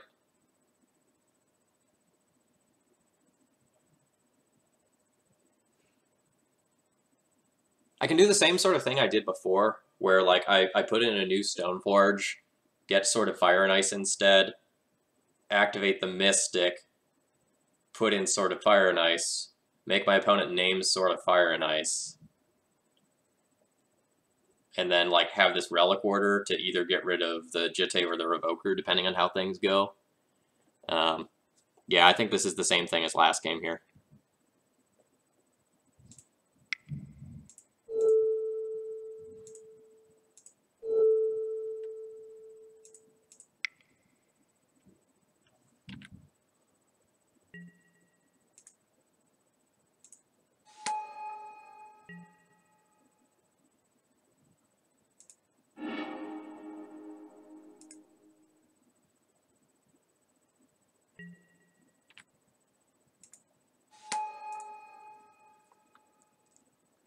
So for anyone not aware why I'm holding priority when I'm doing this, it's to play around a Swords to Plowshares. Like, if I put in the second Stoneforge and my opponent responds by swordsing the first Stoneforge I have, then my opponent, like, can actually stop me from putting in the Sword of Fire and Ice there. Opponent names Ether Vial.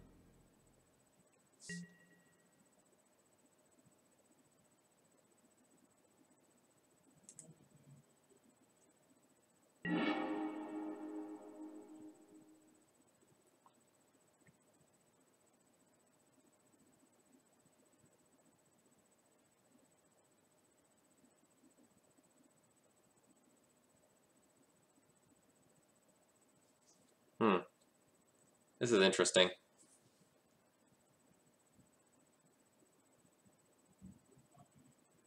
So if my opponent actually has the Swords to Plowshares they're representing and I go for the equip, I'll probably just lose.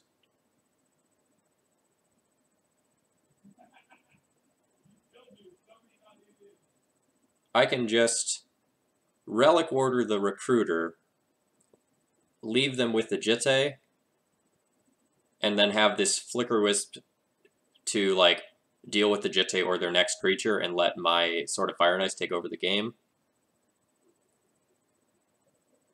I have a lot of lines this turn.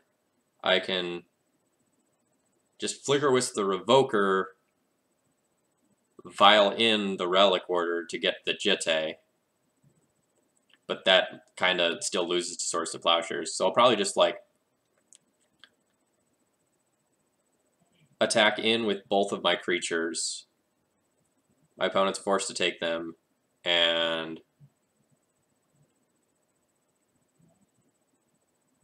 How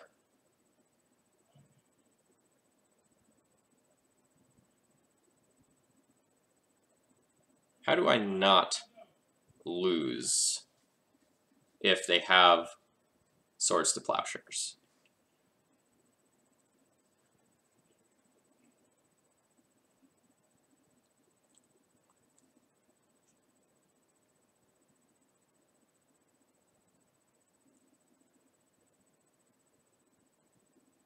The Relic Order alone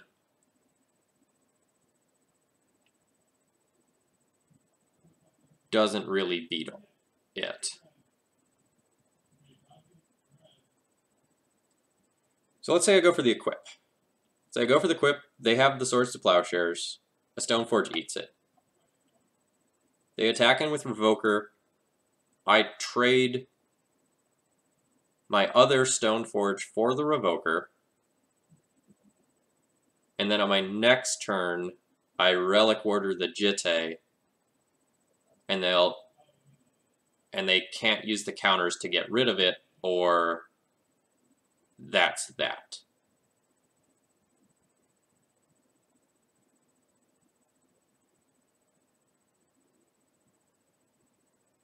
Yeah, I think I like that.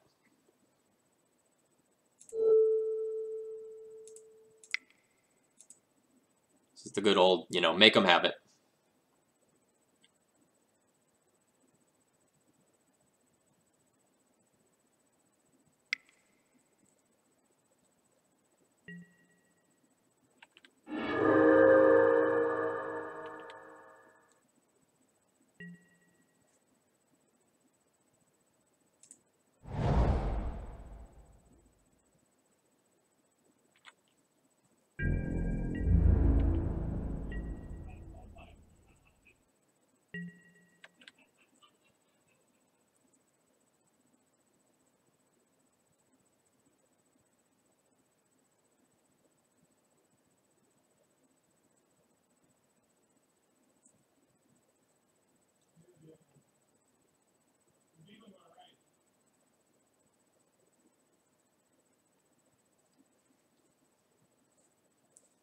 My opponent really needs a land and another 2-drop creature in order to, like, take full advantage of their turn here.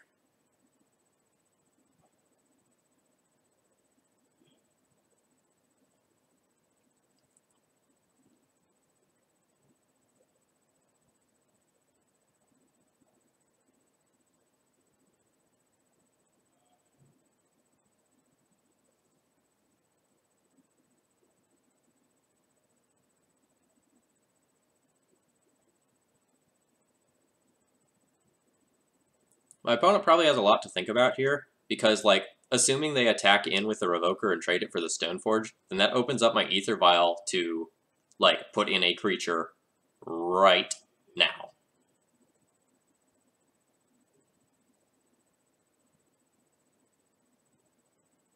Ooh, and I've never done this before, but, like, I can get rid of the Jitte with the Jitte counters on the stack so that my opponent will never get to do anything with those.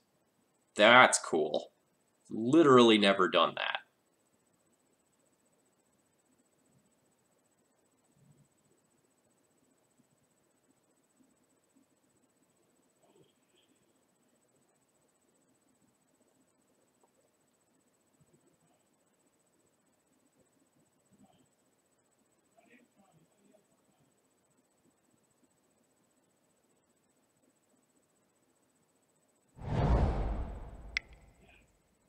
Alright, so my opponent has a second land.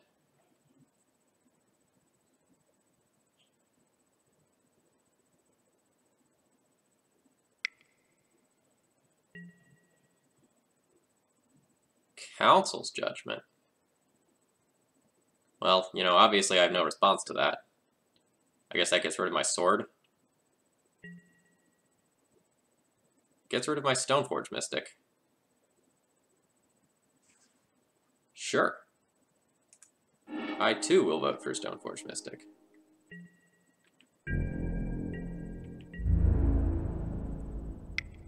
That's an interesting line. Don't know that's it's one I would have taken myself.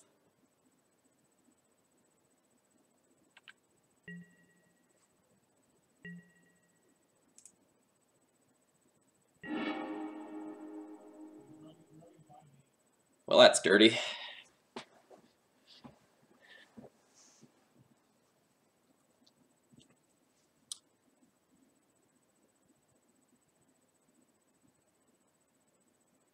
So, it's sort of unfortunate that this vial isn't active right now. If the vial was active, I could just do, like, super, super disgusting things with, like, Relic Order, hold priority, put in Flicker Wisp, herpa-derpa-derp. But it's not.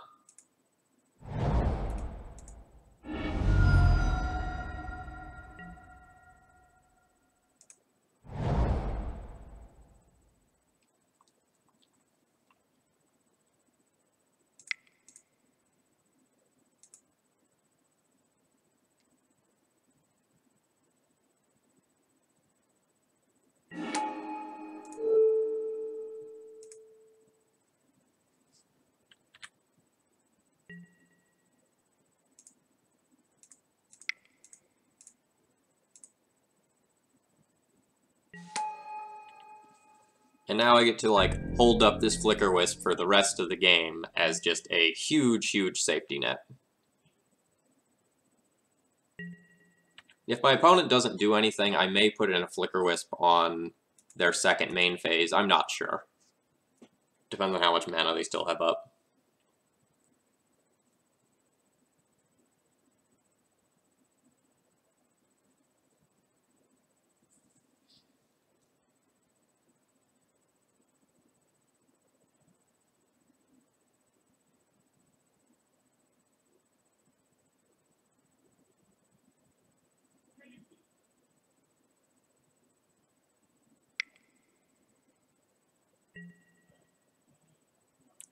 Alright, you get to Flicker Wisp.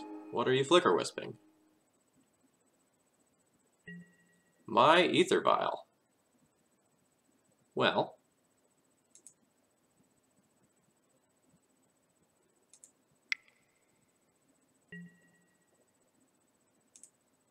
I will put in my own Flicker Wisp.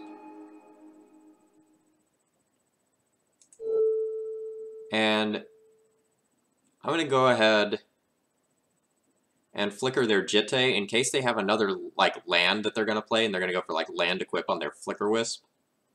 We're just, like, not going to let that happen. And my opponent scoops it up. Sorry, Welsh, you didn't get the double equip in your life, even though you said you needed it. Like, it was happening, and it was ending the game.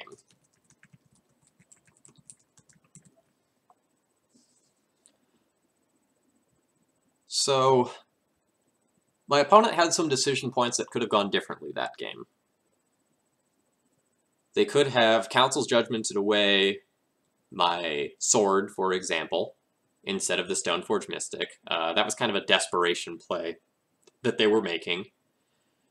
Like, since they had that Council's Judgment, they could have just gone like Jitte equip, trade with Stoneforge, have Council's Judgment on the following turn for like one of these two things if things go wrong and it doesn't work out their way.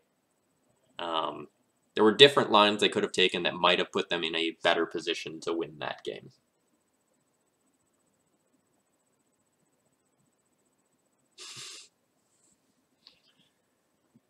I mean, John Hightide, isn't that exactly what we did, though? I mean, it wasn't technically blackjack and hookers. I mean, it was sort of Fire and Ice and Umezawa's Jitte, but, like, those things give me pretty comparable amounts of pleasure, I would imagine. All right, Chad, I need 30 seconds to run to the restroom here. If you have any questions about the deck list or the game or about any particular matchups, go ahead and throw those in the chat right now. I'll be back in about 1 minute, and then we'll go into round 4. We're currently 2-1.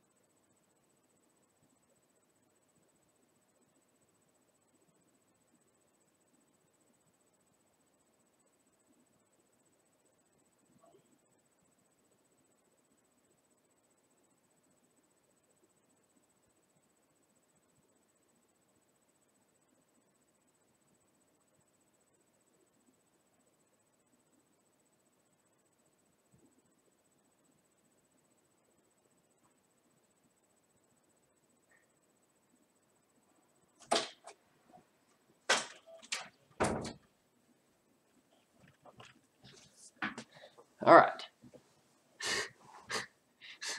Question for me. How much do we have to pay you to turn off Moto sounds?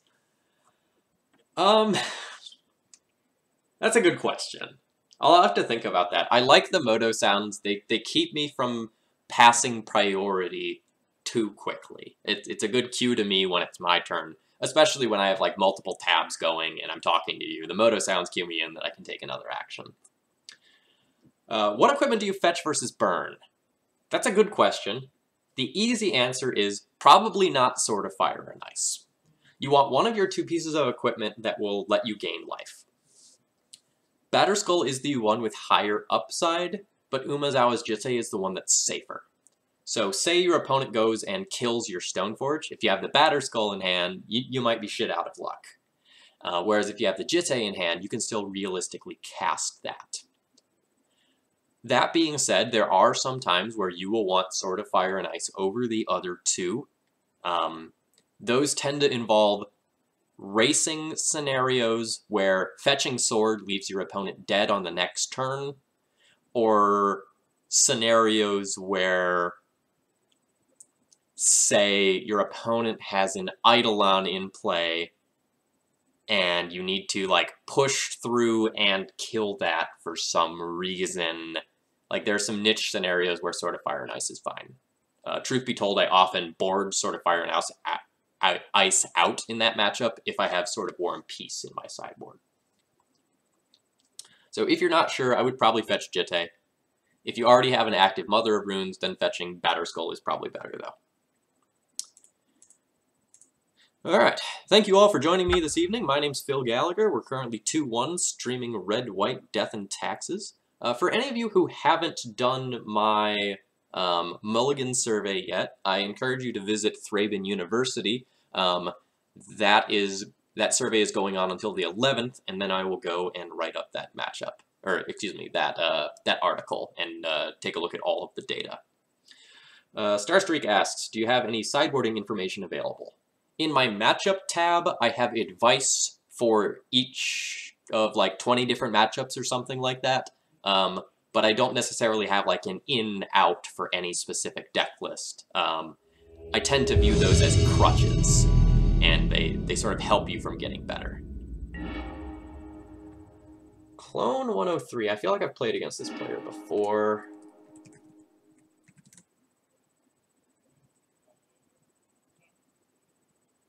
Ooh, I think it's Tin Fins, if memory serves.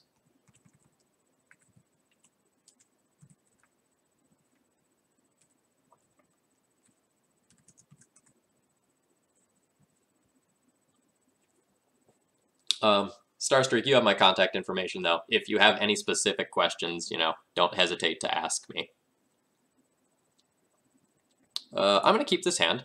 So this hand has like a Vial, a Thalia, a Swords to Plowshares, and my opponent has already mulliganed to 5.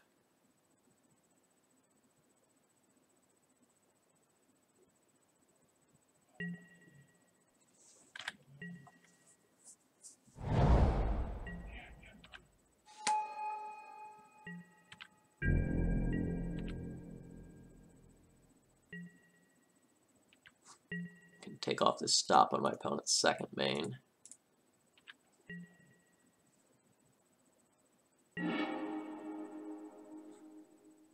If I had a third land, I would 100% wasteland my opponent right here. However, without a third land, I am not guaranteed to be able to play this Thalia on turn 2, and this Thalia should more or less lock things up.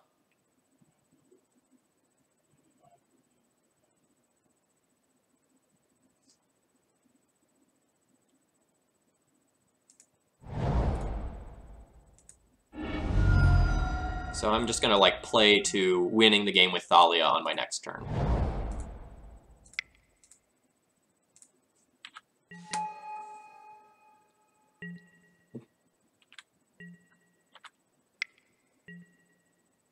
Alright, my opponent will get to go for it.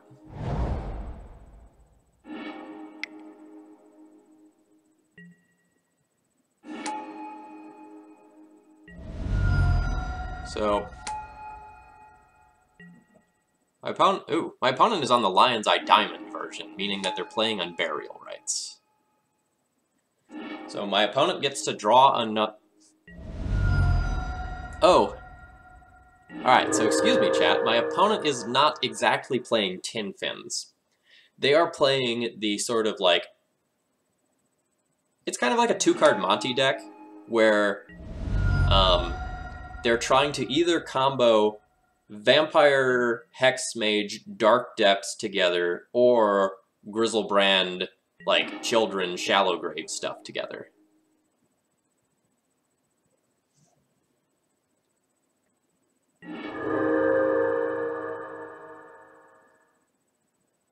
So, Of note, since my opponent is the hybrid version, there are more sort of bad cards that they can draw. So we're not 100% dead. We're just like 95.7% dead.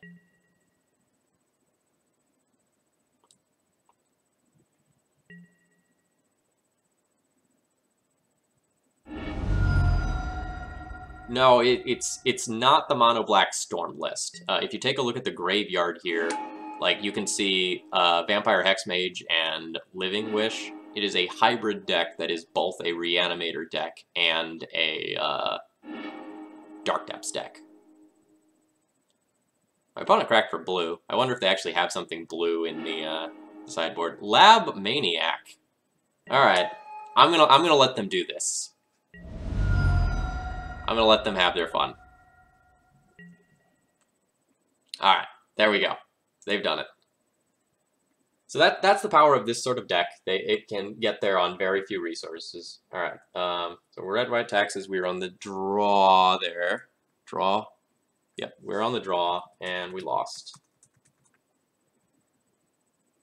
So game 1, lost to turn 2, going off with G-Brand.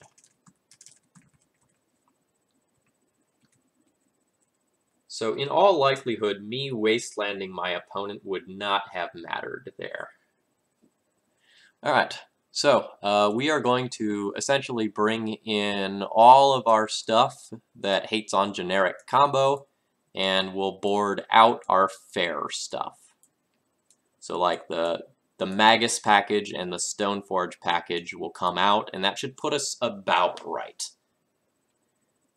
So Mom, Swords, File, Thalia Revokers. I'll probably... The last cut is going to be tricky.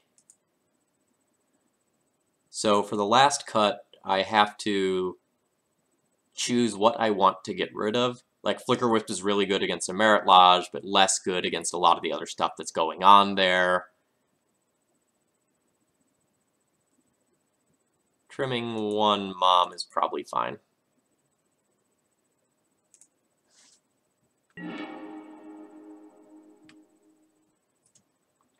I would like to play first. This hand is medium. It's not great against the Reanimator side, but it's solid against the Dark Depths side.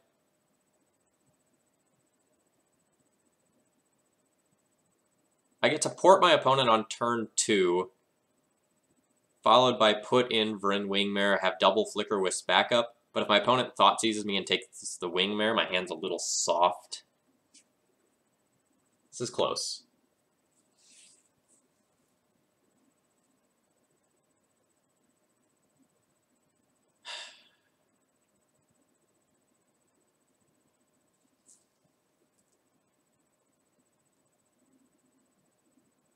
This is good enough to keep. This has a game plan. And in a deck that is attacking you against multiple angles, from multiple angles, excuse me, keeping a hand with a strong game plan is what you want to do. And this does have a strong game plan. You know, it is a mana denial game plan backed up by Flicker Wisps.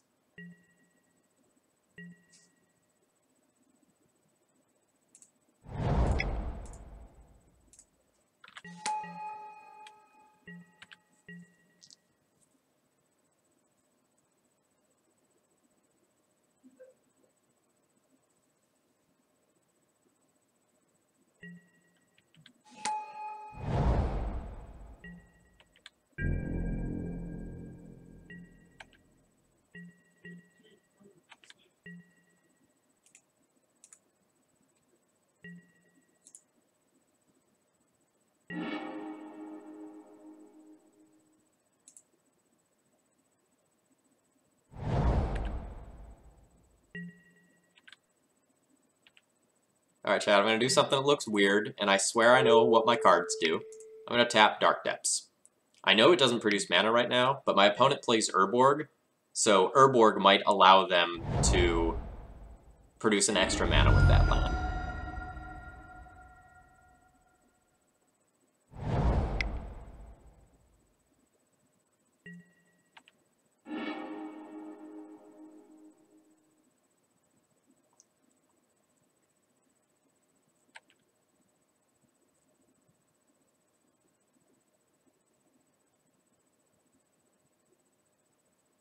So my opponent's casting Shallow Grave. There's no creatures in their graveyard, so they're going to hold priority and probably crack their Lion's Eye Diamond to let them get the Grizzlebrand.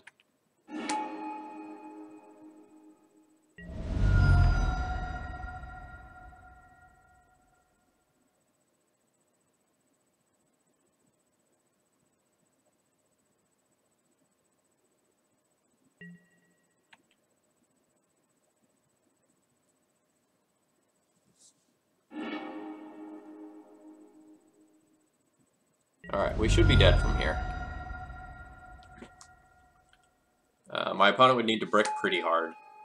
Like, they have 4 mana floating. If they have another Reanimate spell of any nature, like, we're done.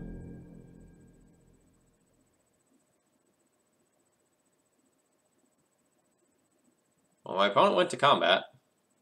So apparently I'm just getting hit with a Grizzlebrand for 7, and my opponent goes for a few more draws.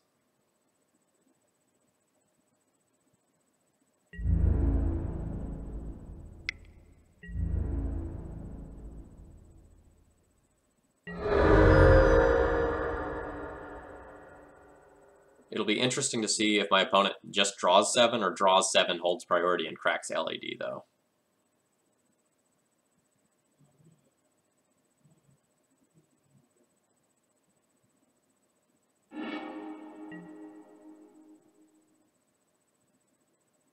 Oh, am I just going to get, like, storm killed here?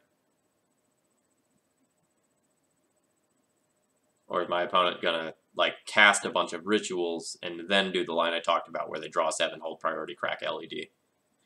The issue with that is that if they have a creature in hand already, then it might go above the children.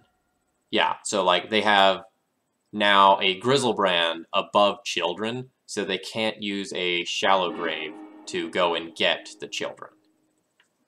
They would have to... Alright, sure, Thoughtseize me. That's fine, you can have the Ren Wingmare.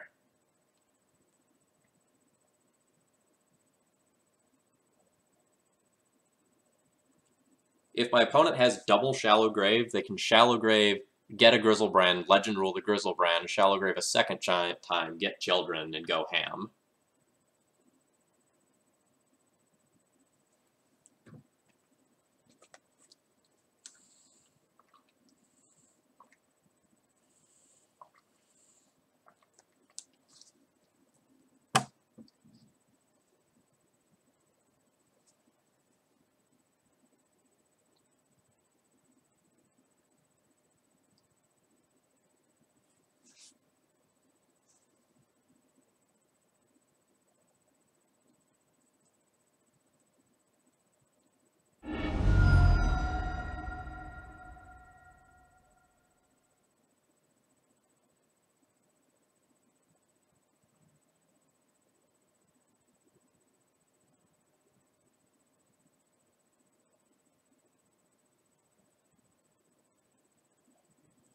Alright.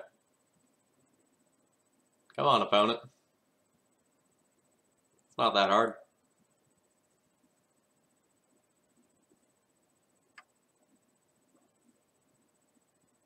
Oh, man.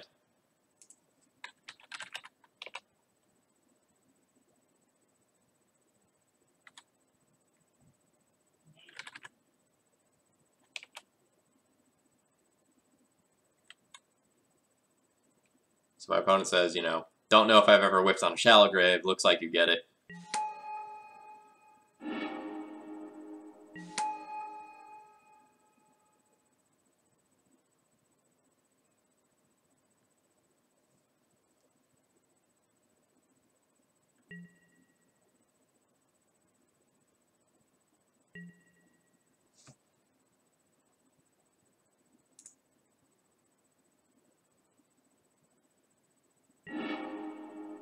Alright, so let's see. Was that an Exhume? Oh no, my opponent just cast that Grizzlebrand.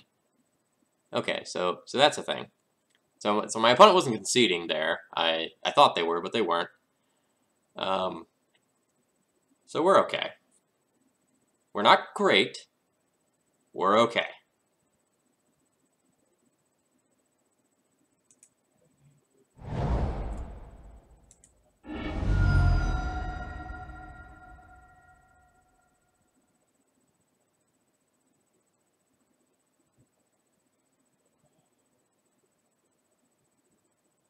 Yeah. So I was just about to talk about this, but my opponent should have Pithing Needled my Windswept Heath rather than my Ether Vial.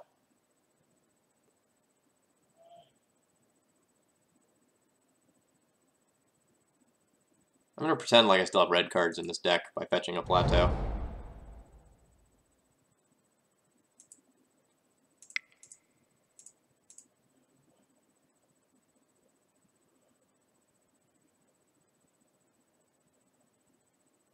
And my opponent scoops it up there. My opponent is a little bit on tilt. They made some errors there, so that let us eke out that win there.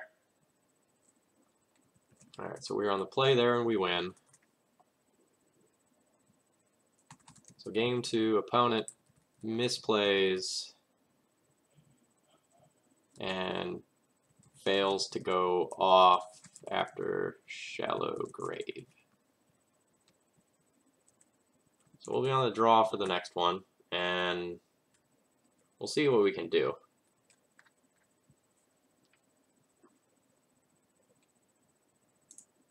Grand Abolisher. Thoughts on? Unplayable. Have tried. Don't like it. This hand basically does nothing. Like, it has an Aether Vial start, but, you know, there's no turn 2 or turn 3 plan. Hand, thing, words, doesn't do anything. Whereas this hand's awesome. So, like, to just talk a little bit more about Grand Abolisher, it does not do anything that you absolutely need a card to do, and since it doesn't have, I am fine with drawing this Recruiter. If somehow these 3 cards don't do this, like, don't get me there, the Recruiter can get me any number of relevant things from Flickerwisp to Containment Priest.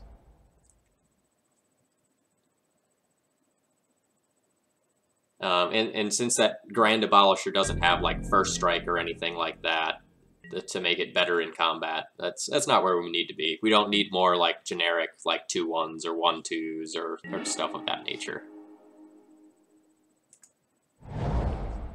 And I am absolutely holding up this Caracas. Like, it may cause my opponent to, like, Pithing Needle it, but, like, I need to. It's the only play that I have available to me.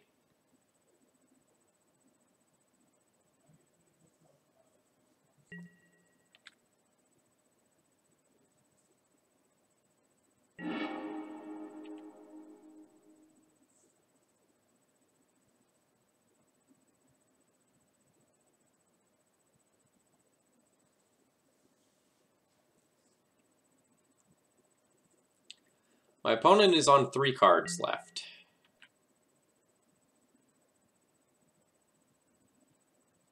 We'll see if they have, like, both the land and the Shallow Grave they need to make an attempt at going off.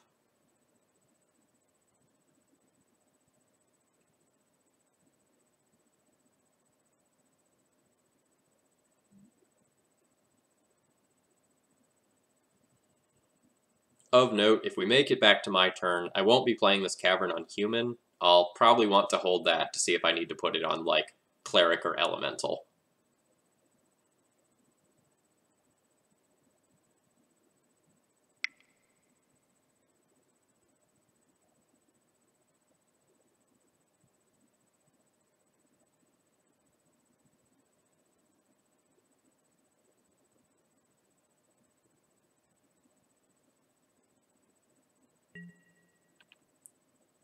Alright, opponent is making a go of it. We'll see what happens here. Shallow Grave. Yep.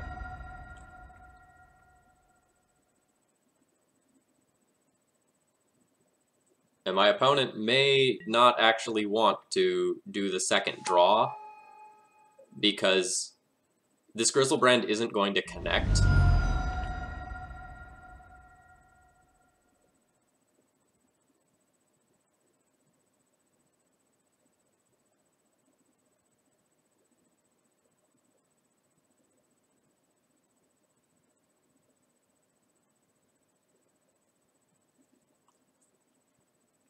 sort of unfortunate thing for my opponent here is that they can't just go like Dark Ritual, Vampire, Hex Mage.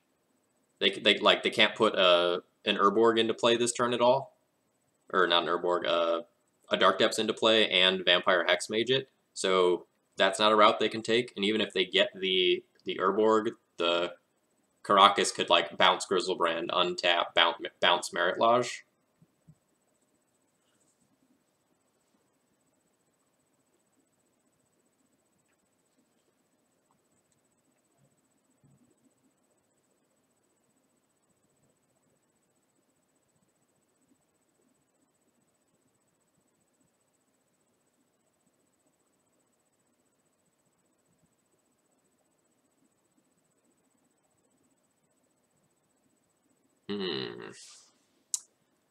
They're thinking about something.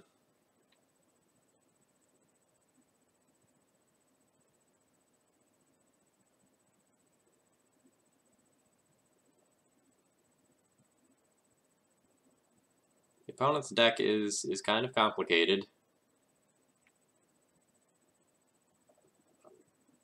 I'm pretty well versed with the general shell because I play Tin Fins on paper sometimes. Alright, so this is a Thoughtseize targeting me. This gets my Thalia.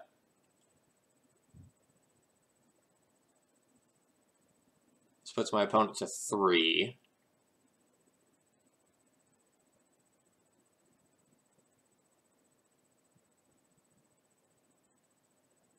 Yeah, man, with a plan. I very much enjoy playing Tin Fins. It's sort of like Ant, except you don't know if you're gonna win sometimes. Sometimes like you just like go for it, but like you have no idea what you're doing, and there are a lot of really weird kills. And like some of those kills involve doing things like just killing the opponent with a collected brutality.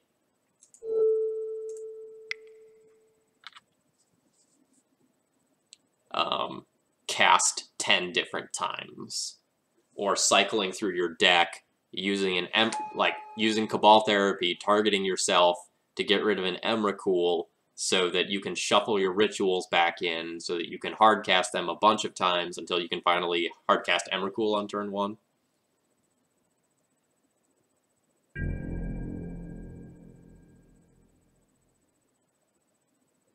Alright. We've weathered the storm a little bit, but my opponent's going to discard a bunch of cards and then potentially go off one of a couple of different ways in the next turn here. You know, almost undoubtedly, we're just going to play Thalia and see what happens.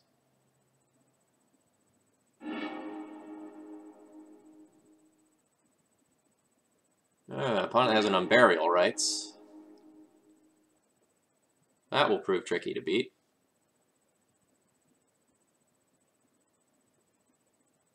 What's a flashback on this? 4? Would you ever stream Tin Fins? As a matter of fact, I would.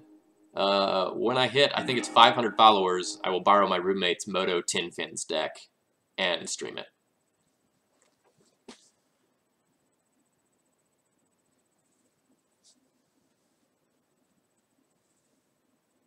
Wow, so I got distracted, chat. I was just, you know, going and thinking about my life, thinking about my turn, thinking about whether or not I wanted to Thalia to, like, stop my opponent from doing multiple things, or whether I wanted to, like, Relic Warder their Lion's Eye Diamond, and instead we just drew Containment Priest, so we don't need to think about that.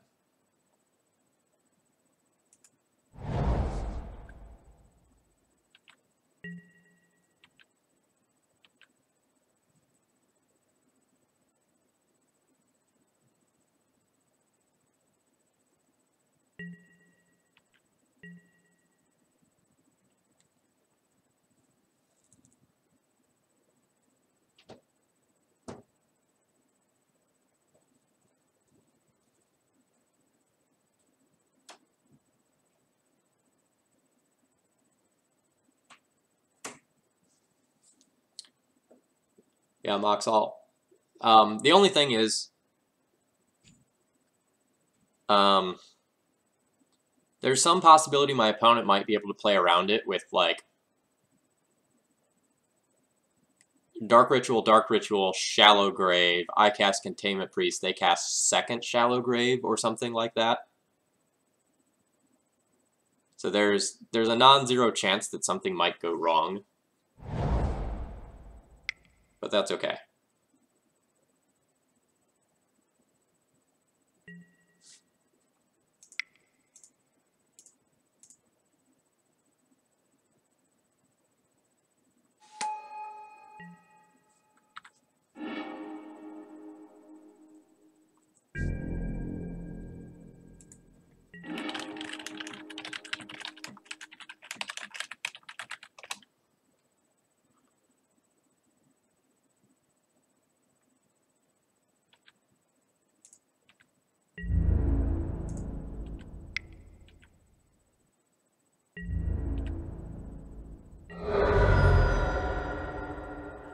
So I'm trying to think under what circumstances I lose this game.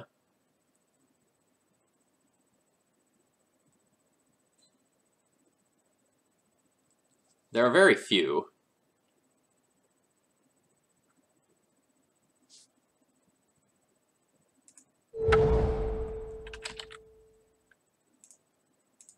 But I think all of them probably involve casting multiple spells. So I'm going to stick the Wingmare.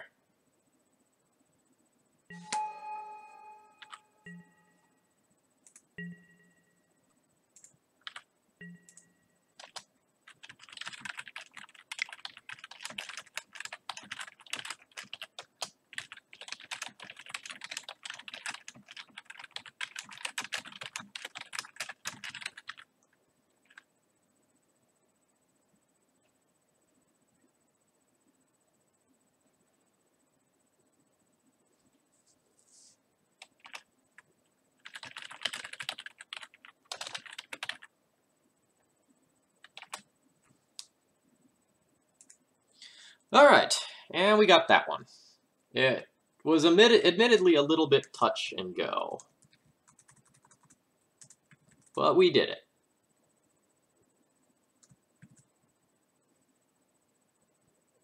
I'm just going to make a couple of quick adjustments to my spreadsheet here, and then I'll start talking again properly.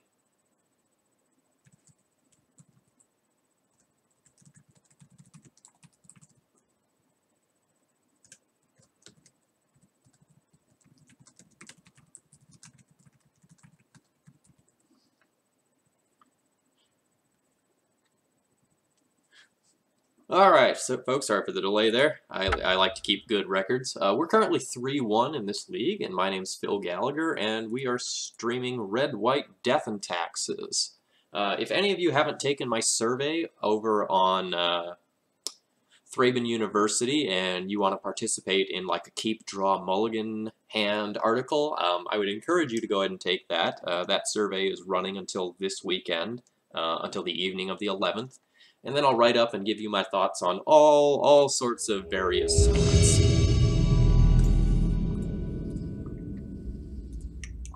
Alright, we'll see if we're making this a 4-1 finish or a regular old 3-2.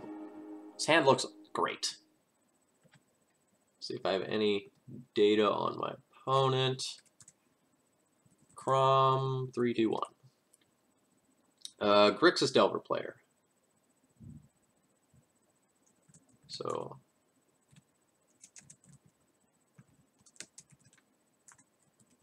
I am playing against Grixis Delver on the play. This is great.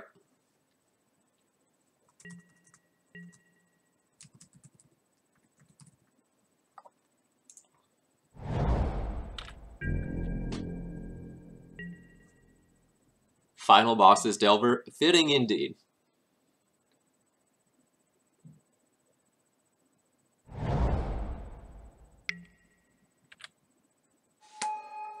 Yeah, Clone, I was actually, like, worried that you could still beat the Priest by going, like, Dark Writ, Shallow Grave, I cast Containment Priest, you cast second Shallow Grave. Like, you had a lot of cards, so something like that was very, very possible.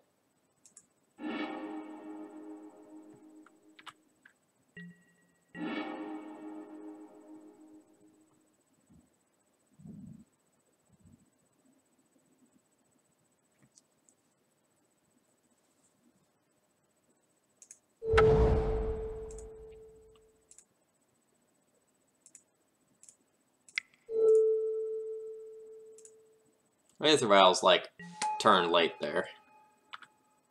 But that's okay.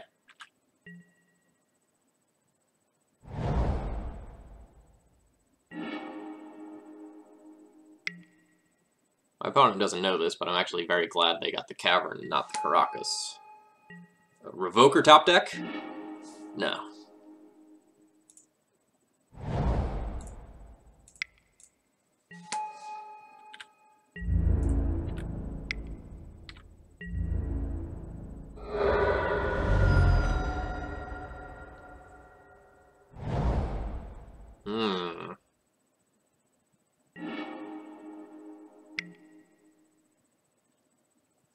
My opponent is going to run out of food pretty quickly.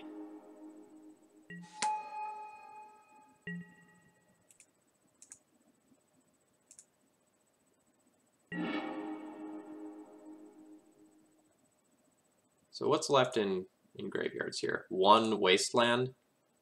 So my opponent has one land left in hand. They can produce 2 mana on their next turn. At this point, I'm going to hold back the Thalia.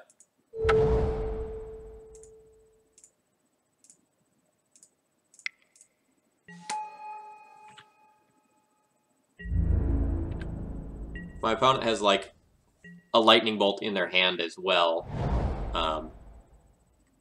So be it. So what's the spreadsheet for? Personal or website? A little bit of both. I don't go and share all of the data that I record with the public, because, you know, I gotta have some tricks for me. But I tend to write articles based on my data on a somewhat regular basis. And you can find those articles over on my site, Thraben University.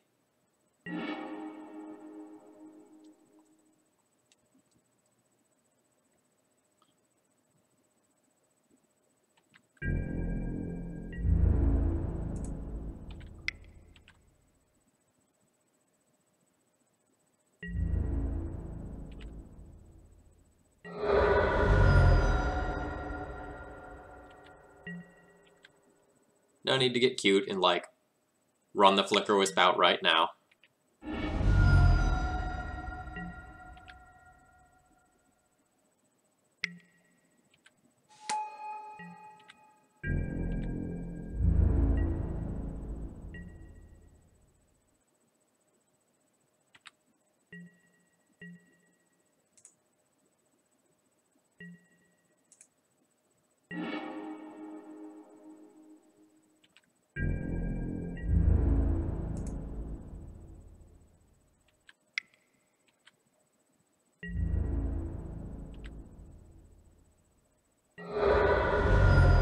True Nightmare, thank you very much for sharing that. I really, really, really appreciate that.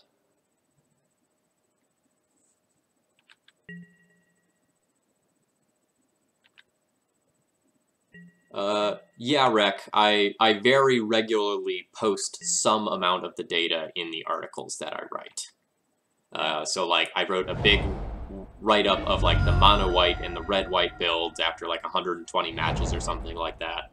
And from time to time, I'm going to go ahead and do that. Looks like I might be, like, getting hit with, like, a true name or something like that here.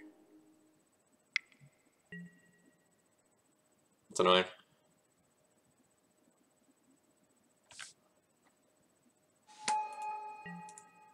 But probably beatable.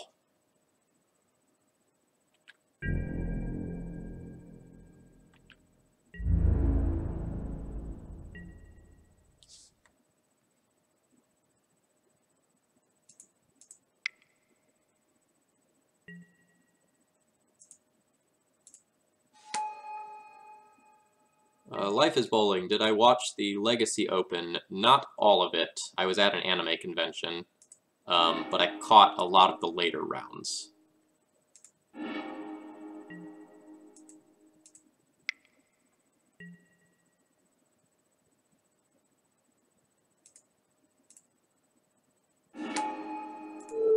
Would it have been worth it to flicker a land to deny the true name? We don't know that my opponent has that. Like, we know that they're in their deck, but my opponent has so few cards that I don't think that's necessarily something that, like, we're going to play around at that stage.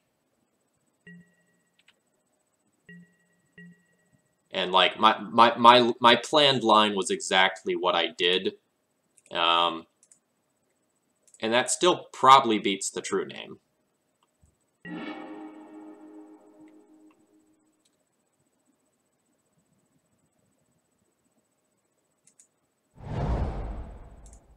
I'm going to go ahead and play around Stifle by going and putting in the Batterskull now.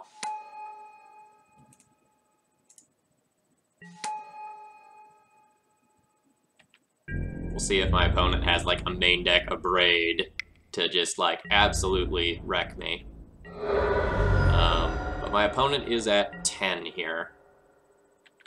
So the Flicker Wisp is threatening to kill pretty quickly, and the Batterskull, ooh, a Forked Bolt is great for my opponent.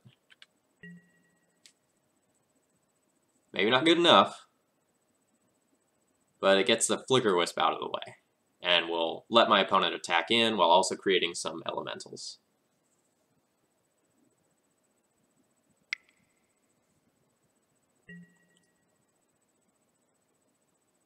Alright, so my opponent is just getting rid of the Stoneforge Mystic here. Which is fine. That's probably the best line available to them, because that keeps me from connecting with Sword of Fire and Ice on the next turn.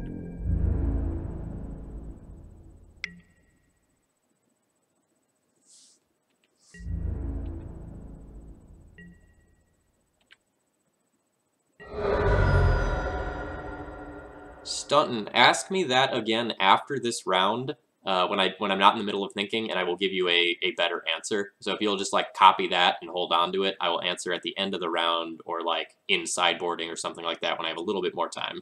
But I can definitely give you good recommendations based on those.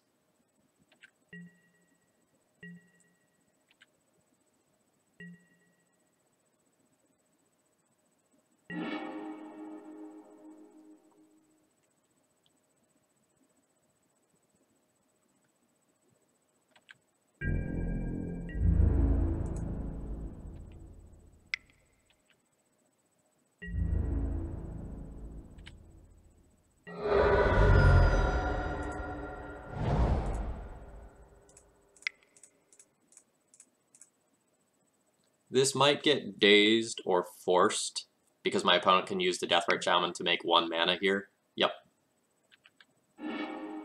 But either way, that's okay, because, like, we have, like, Batterskull equip onto Flicker Wisp available on the next turn.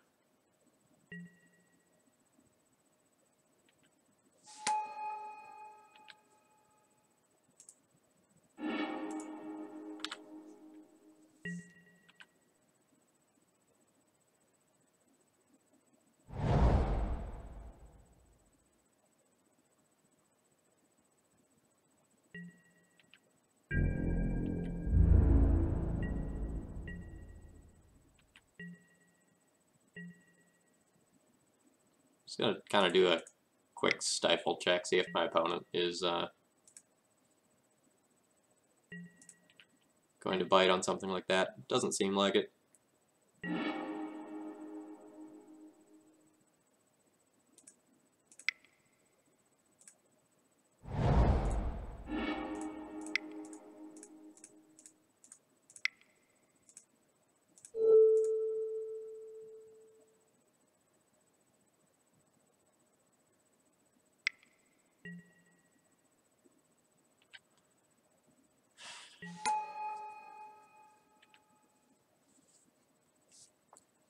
Not really sure what my opponent is trying to accomplish with this Brainstorm. That, like, they can only produce 1 mana since only my Caracas just now is in the graveyard. So it's not like they can use a Lightning Bolt or equivalent to get there. Yep, and the opponent scoops it up there. Alright, so we're on the play and we win. So, game 1, stabilize, with equipment after disrupting with Thalia. Mainboard Gutshot Blowout. Yes, that would do it. If my opponent is mainboarding Gutshot rather than, you know, anything reasonable, I'd be okay with that.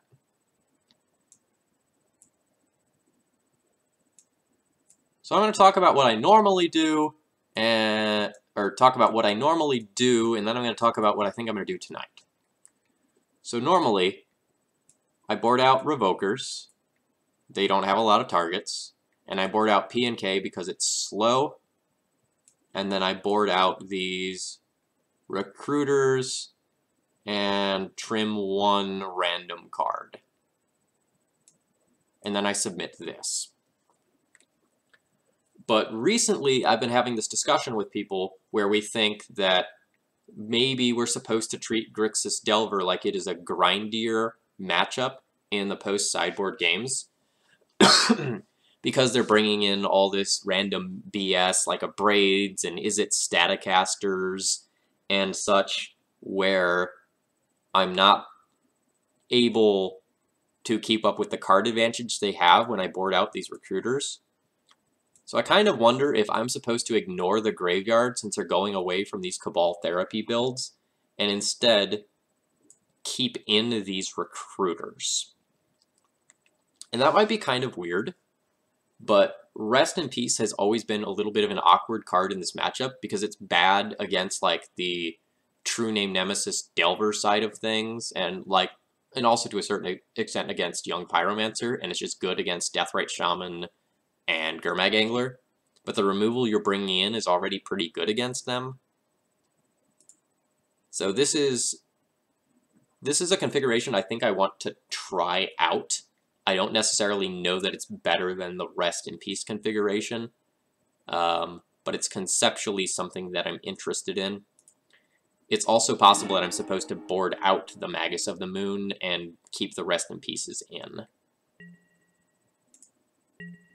If you have any thoughts on that, I would love to hear them, because this is a relatively new discussion. It's just started up in like the past 48 hours.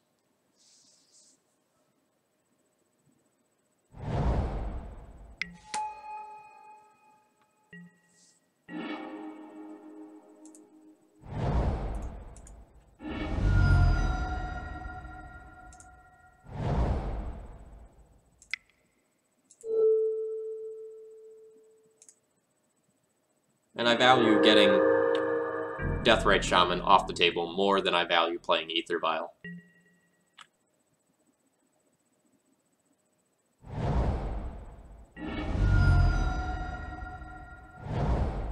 You've been thinking Prelate on 2 and no Rest in Peace keeping Recruiter. Interesting.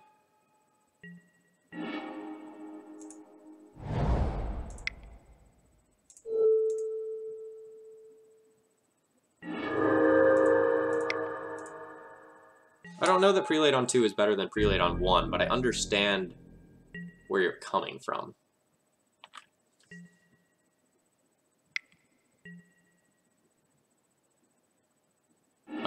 So, Rec, I agree with that, and that's why I did not board out the Magus. When I talked to Mark Koenig, Bopra, a while back, he said he boards out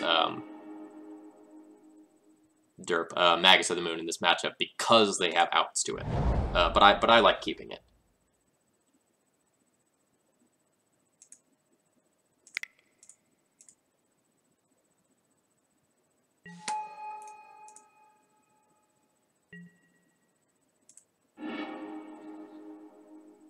What do I want to fetch? I'm going to kind of assume that the Stoneforge is going to die, and in case my opponent gets a True Name, I think I want Sword of Fire and Ice. My opponent isn't pressuring me yet.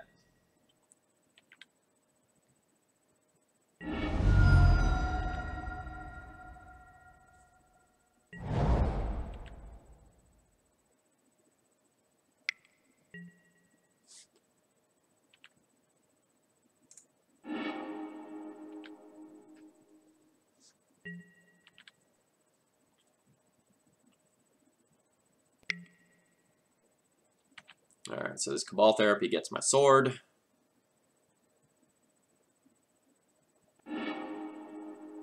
You bet.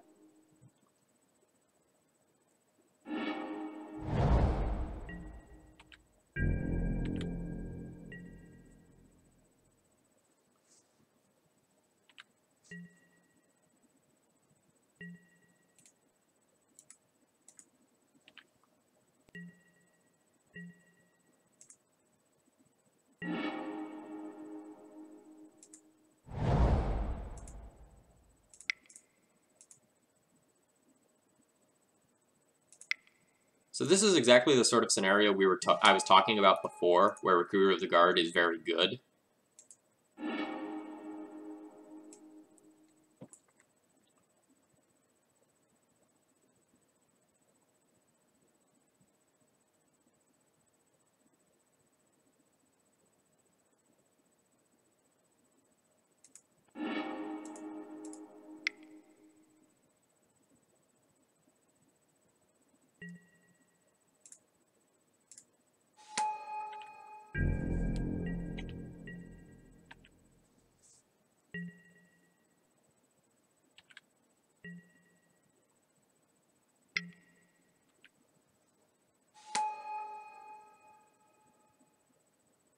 I would not be surprised to see my opponents sack their Delver to the Cabal Therapy to take my Flicker Wisp, since this Swords to Plowshares is just going to eat their Delver. But it looks like that's not happening, but that's probably what I would have done.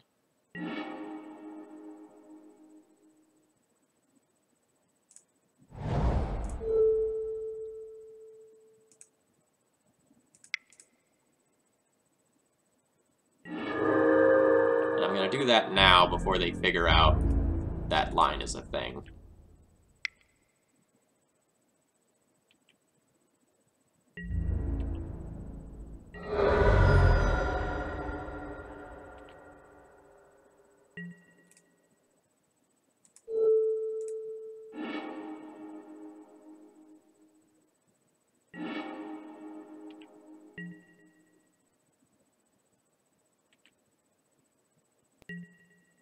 Oh geez, I wish so much that that Recruiter was legal. Holy cow.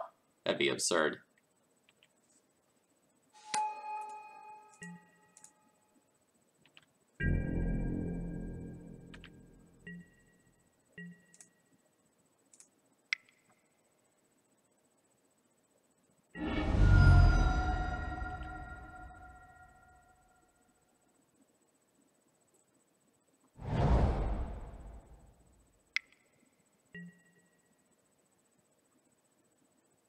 Lightning Bolt the Recruiter.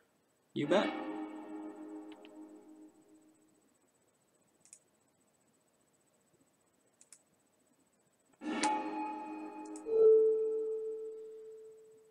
Do I want to I think I want to reset my Aether Vial. That way I can just put it back to 2 and, like, keep the whole Thalia bouncing shenanigans available to me.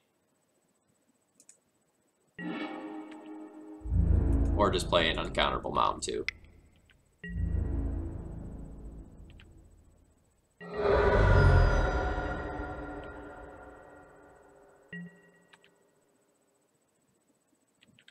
Alright, opponent's life total is under great duress. I have a Mom and a Caracas as backup.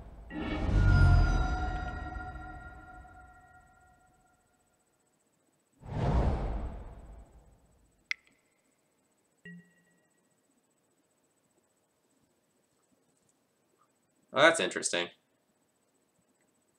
I actually kind of want to keep my 2 creatures I have in play and just throw away the Mom, since my opponent is, like, has 0 cards in hand and just a Deathrite Shaman. I like that. It is aggressive.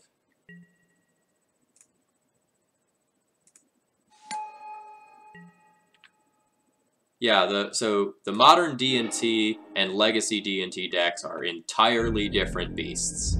If you like one, you probably don't like the other, just because, like, they share the same name, but they're completely different decks.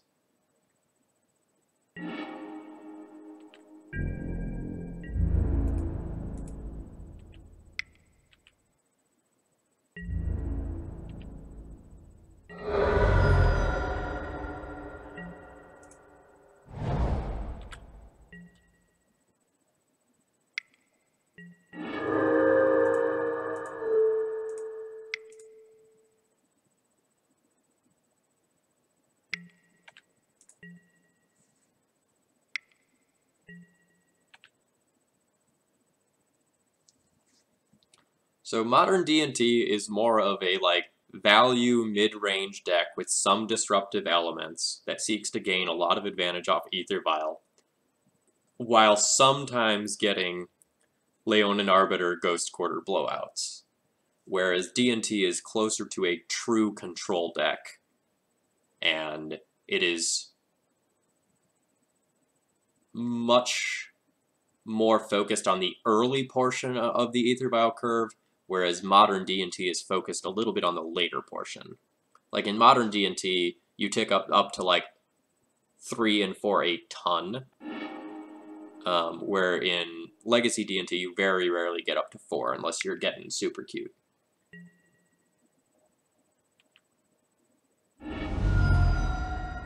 My opponent chose to drain me. There's still creatures in the graveyard, though.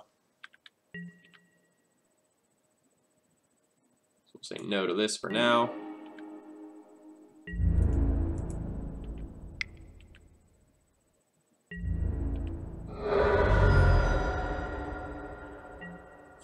I'm gonna hold this land just to, you know, pretend that I have a threat.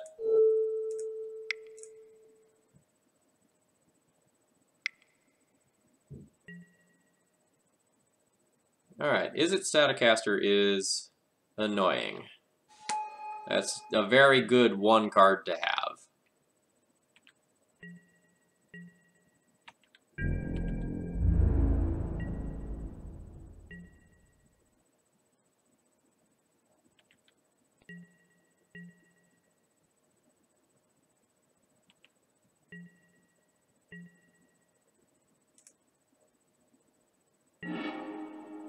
Alright. Just like we wrote it up. And we'll go ahead and do this now. Then my opponent will kill the Flicker Wisp, and I'll still bash in for 2 with Thalia. Yep.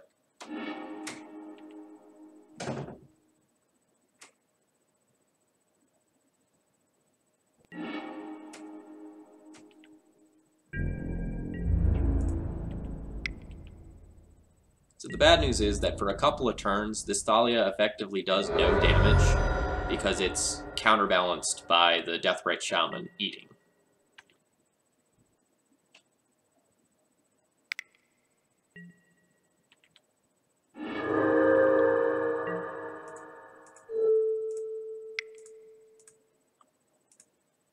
So my opponent is out of creatures in their graveyard.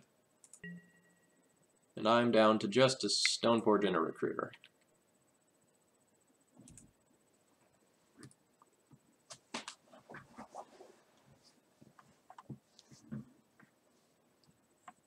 Yeah, so actually a lot of times when I'm dead on board, and like I know there's literally no card that can save me, I will tick my Vial up to 4 the turn I can die to make it look like I'm trying to draw to Restoration Angel or like Palace Jailer as an out, even if I don't have those in my deck.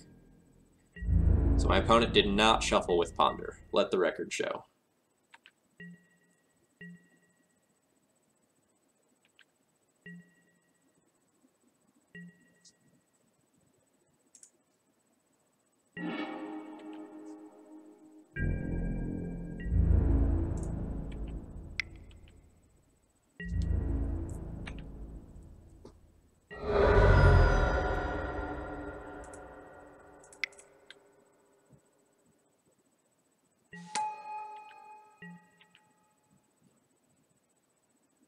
So I'm down to just Recruiter in the graveyard, which is going to get eaten right now. Although I kind of oh, shit. Clicked once too quickly there.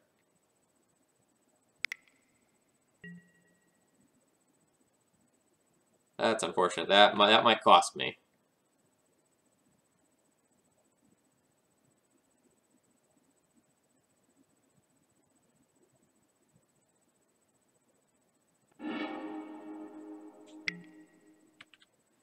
Oh, I'm gonna be so pissed if this is True Name Nemesis.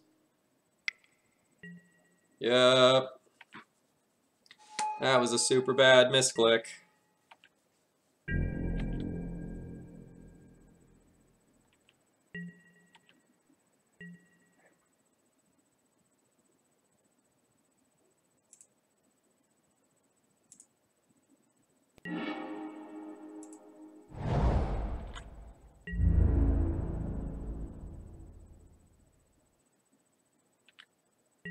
That's so frustrating.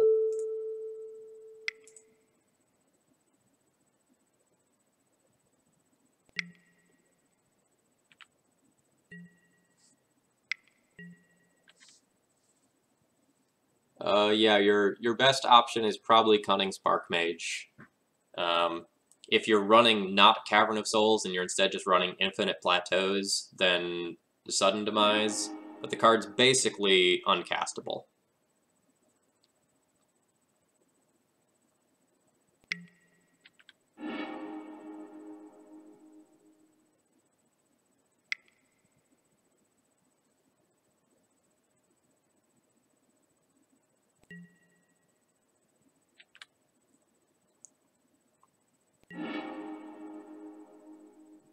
Oh yeah, Moxel, I 100% punted. There is no question.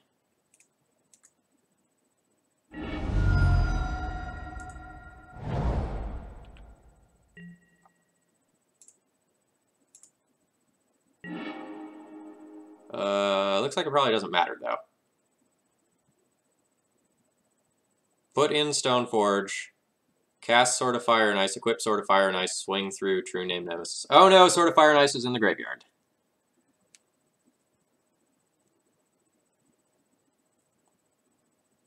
So instead, cast, tap Vial, put in Stoneforge, get Batterskull, cast Batterskull is instead the line.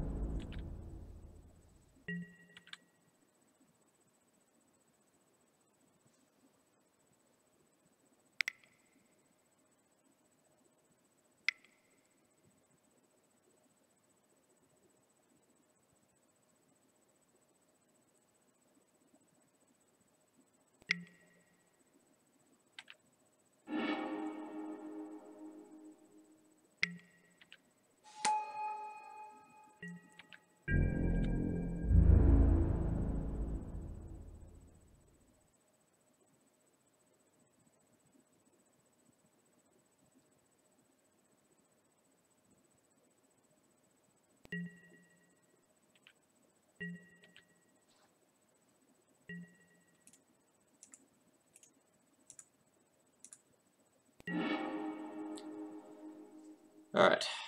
That Crusader is fine. Not great, but fine.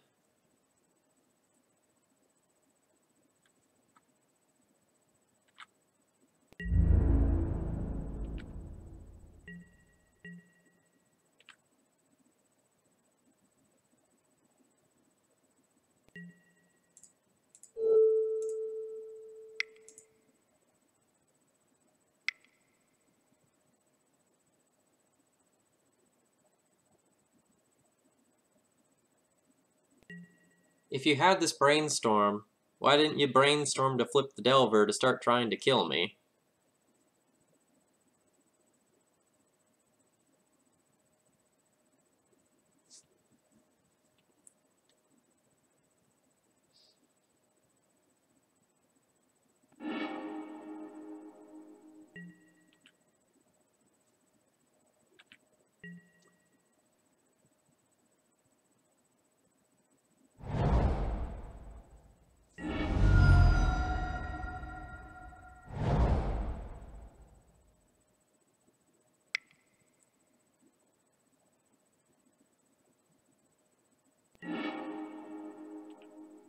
Okay.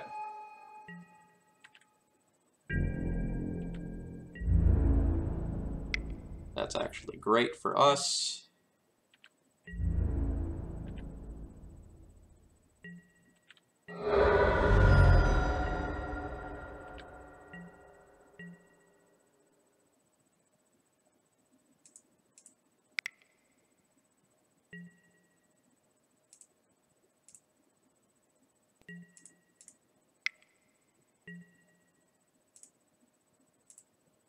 Now we just need anything to get the Delver off the table, and we win.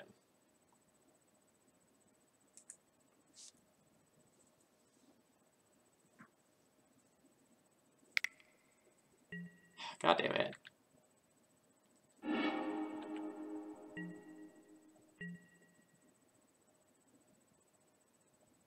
Mother of Runes is... okay. Again, not great, but okay.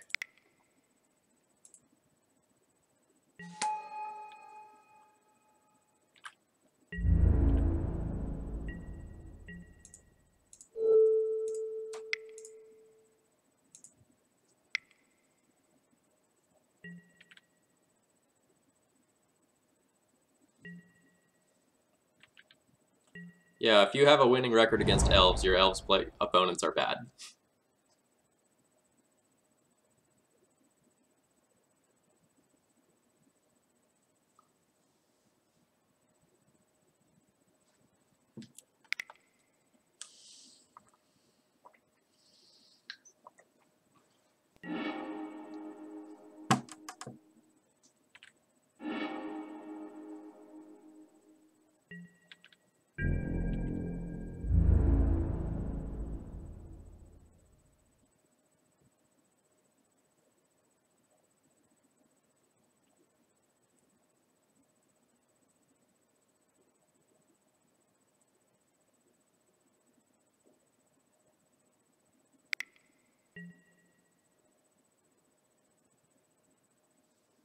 So I kind of need to chump the Gurmag here, because otherwise I'm just going to, like, die to Deathrite Shaman activations. And then on following turns, I can use Mom to protect from Gurmag. I'm going to just take a second to make sure that, like, this doesn't change me potentially having lethal, and I don't think it will.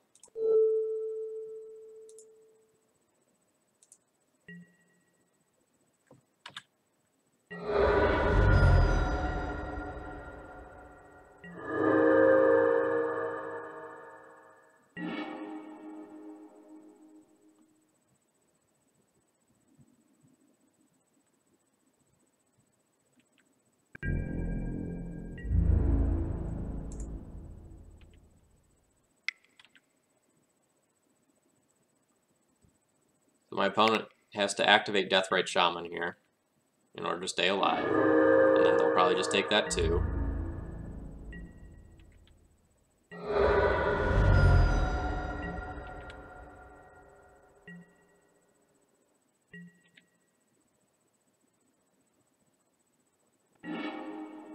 Opponent has a Ponder.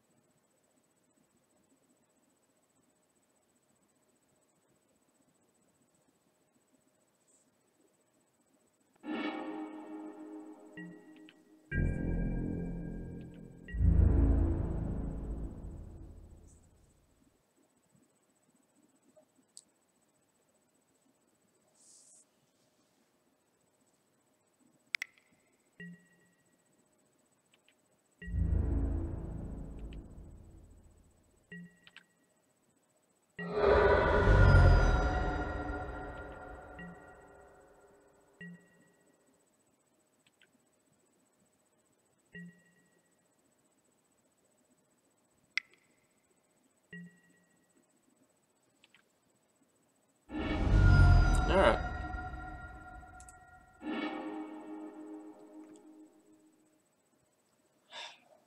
So we messed up that game. I clicked one too many times and let my opponent get a true name a turn earlier than they needed to.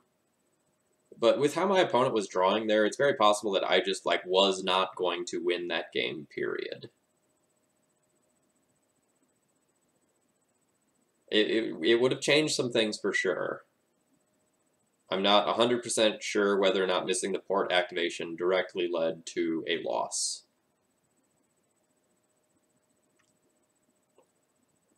Like, all that happens is, like, the game goes on a couple more, and, like, these draws were really good, so maybe I get there. It's really hard to tell. But my opponent, like, would have, like, left the true name back for a few more turns, so, like, they wouldn't be at this low of life, so the game goes on.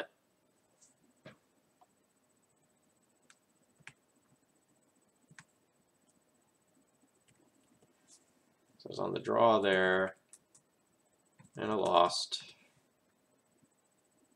I will chalk the loss up to my failed port activation.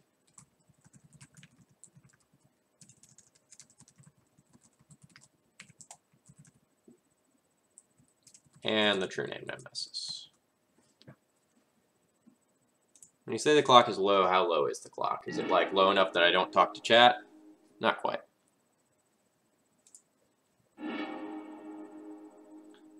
I'll keep this. It has a couple of removal spells. How do you beat a true name nemesis? You kind of try to wiggle through. You don't, like, just beat it gracefully.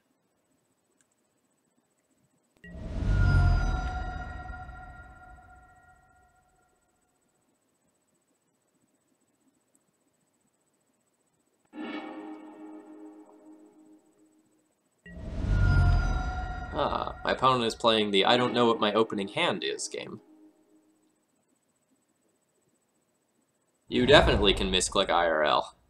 I have seen it happen. I watched my opponent playing the D&T mirror use a mom and give one of their creatures pro-black. So, like, it can definitely happen.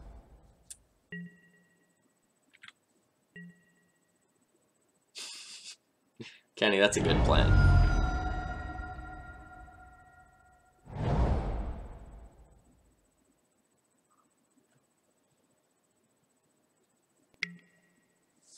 Alright, sure, you get to Cabal Therapy me and take one of these cards. But my hand's pretty redundant.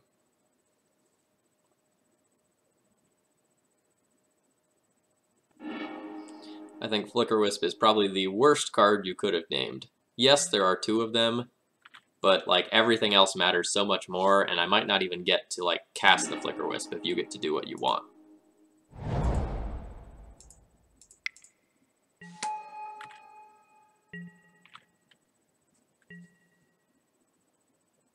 Yes, Seth Manfield misclicked Council's Judgment against me. That's very true.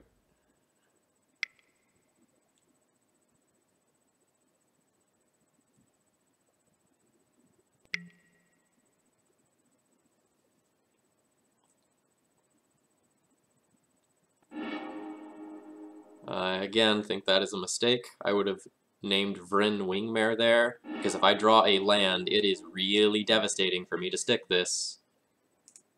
Exhibit A.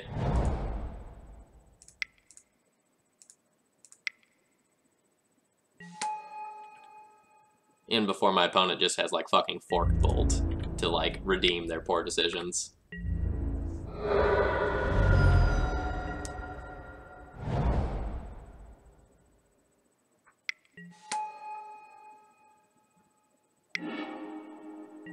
Alright, it's not Fork Bolt, but I was close.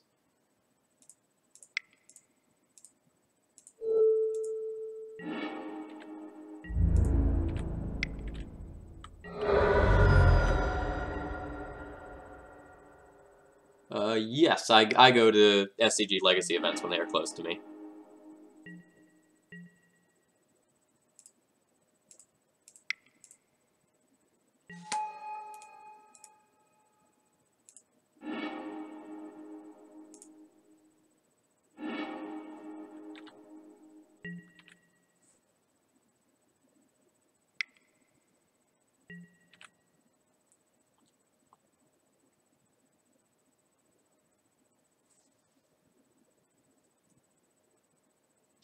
Yeah, Moxall, and, like, this is the sort of thing I'm talking about, where, like, I'm not losing to Delver cards, like, I'm losing to fucking, like, Abrades and Is It Staticasters and Marsh Casualties and shit.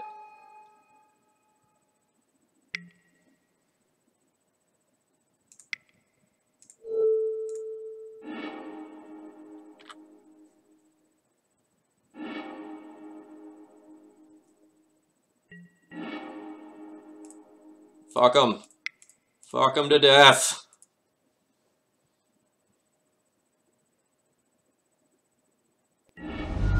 This is what we call mutually assured destruction, chat.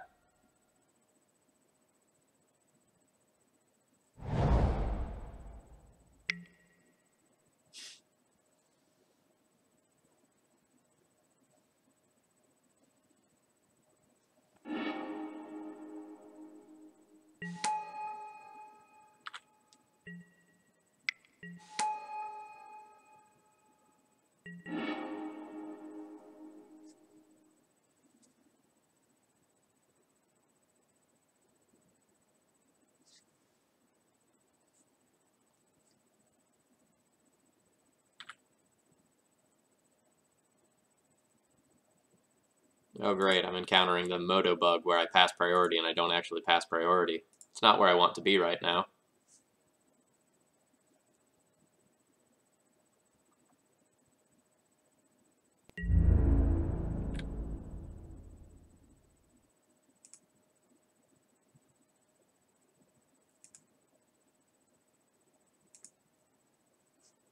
This is super frustrating.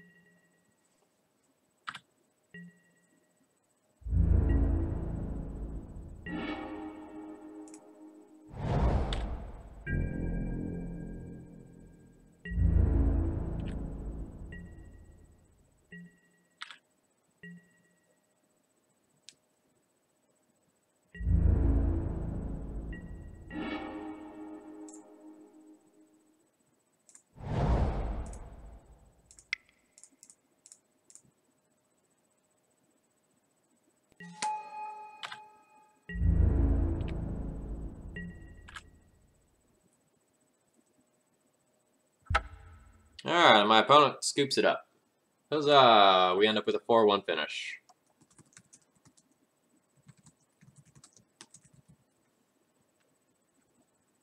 Alright, so we are on the play there, and we win. And so, when we were talking about boarding for this matchup, we were talking about Magus of the Moon and how it can just, like, absolutely win games on its own, and that was just a great example of that. The good guys indeed wins. I need a soundboard so I can play a Bowie clip whenever I Moonman. I mean, if I was gonna do something like that, I would just, like, get the, like, Soundgarden Spoon Man thing and just, like, cut off the S sound and just get Moon Man. But this isn't a stream that I want to be about, like, silly noises and music, you know. This is a stream that I want to be about, like, good, informative play. And the reason why I don't use a lot of, like, sound effects or music or things like that on this stream is so that everyone who wants to follow my content on YouTube can go and watch it later without running into, like, copyright infringement issues.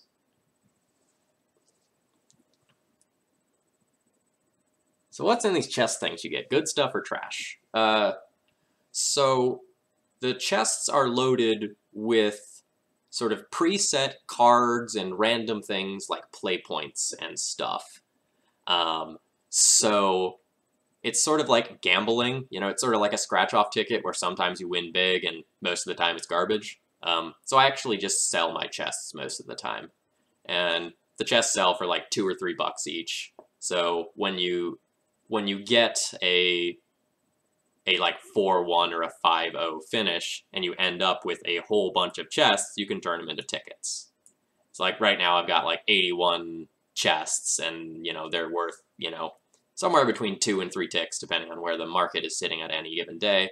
And then I can convert those back, you know, into stuff that lets me play more Magic, you know, blah, blah, blah. Essentially, if you're a gambling man, open them. If you're not a gambling man, just, like, sell them. Either way, it makes very little difference. Alright, so I just want to, like, recap some site stuff for anyone who wasn't here at the beginning. The deck lists page has been completely redone. There's an affinity primer in progress. I've got a mulligan hand survey that's up until Sunday, and then I'll be writing an article on that. And again, I want to thank Chris W. for a relatively sizable donation. I really, really appreciated that. And I thank you to the couple of you that, like, followed and subscribed tonight. I do appreciate all of that. So thank you for that. I will be having another stream on Wednesday. My normally scheduled stream times are Monday and Wednesday at about 7 o'clock Eastern Time. And a bonus stream on Thursday that will feature 4X Vryn Wingmare. I think I'm going to go ahead and call it a night here. Thank you all for that. There was one of you who was asking about anime recommendations. If you're still here, go ahead and throw that comment in the chat, and I'll respond to that properly. Ooh, Basic Plains has a question.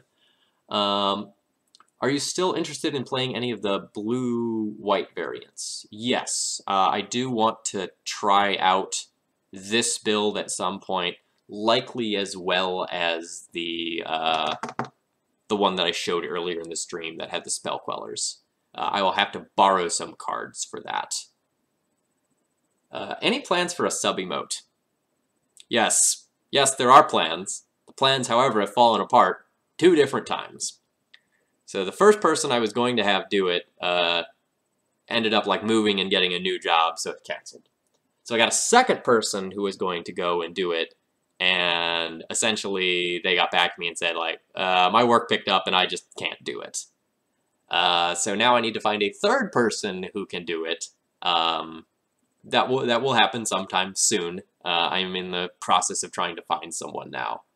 I don't just want to like make some crappy emotes that I'm going to have to redo later. I want to like try to find like one artist that I like that I can go and like keep coming back to them for more emotes, because like this stream is a long-term plan.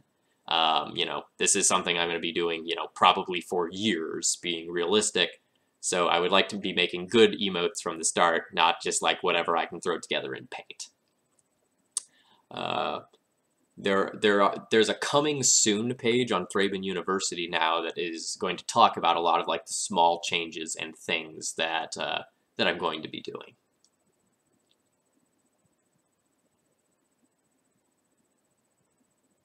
All right, folks. Hey, Phil. Oh, yeah, okay, so here's that post now.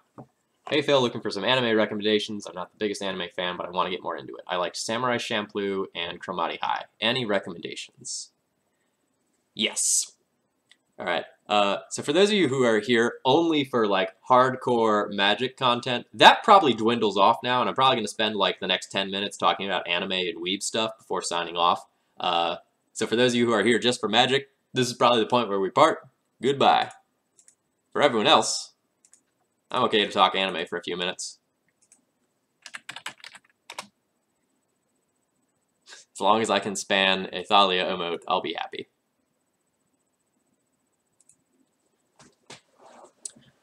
So, if you liked Cromartie High School, and you're just kind of into that, like, randomness of the sort of plot and events, and you enjoyed that sort of stuff, I'm just going to kind of list through things as I see them. Assassination Classroom is about a, like, tentacle monster teacher who tries to go and teach all of the students while they are trying to assassinate him. It has a lot of the, like, same absurd elements that you might be interested in.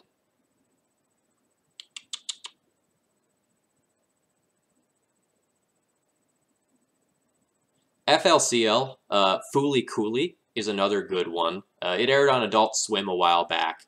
It's very much in that same sort of, like, over-the-top, ridiculous sort of humor thing, although it might even make less sense than Cromartie High School. There's absolutely a strong correlation between being a weeb and playing Legacy. That's huge. Do I like Clannad Afterstory? Been thinking about that one. I cried my eyes out, and I'm not an emotional person. Clannad and Clannad Afterstory are some of the saddest things that I've ever seen, but they're wonderfully, wonderfully written, and it's well worth it. If you like Cromartie High School and you want something silly and fun and cute that's kind of light, Himoto Umaru-chan is really good too. It's about this like perfect high school girl who, when she gets home from school, she recedes into her otaku persona, and she's sort of living a dual life. So most of the time she's like wearing a hamster blanket and just like lounging around the house. It's pretty silly.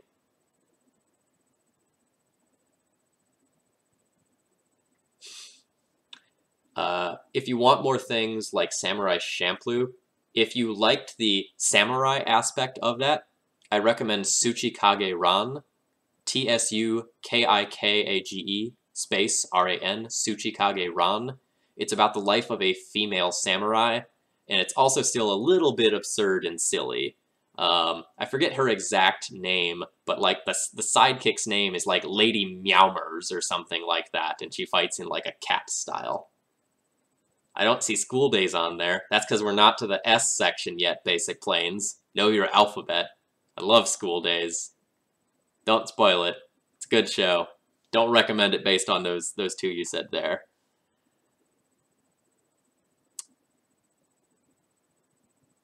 Otherwise, if you're looking for something that has like the same sort of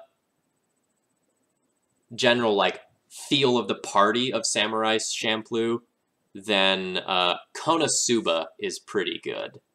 The Japanese name is huge. It's usually shortened to Konosuba. It's about sort of a ragtag group of adventurers who are largely failures in various ways and have huge flaws just going on silly adventures.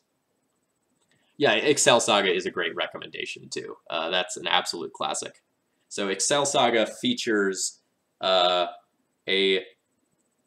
episode where each episode is in a different genre because the director gives them a new genre for the episode. So like randomly you'll have like cop drama, giant robot anime musical. It's pretty silly. You've only liked Ghost in the Shell?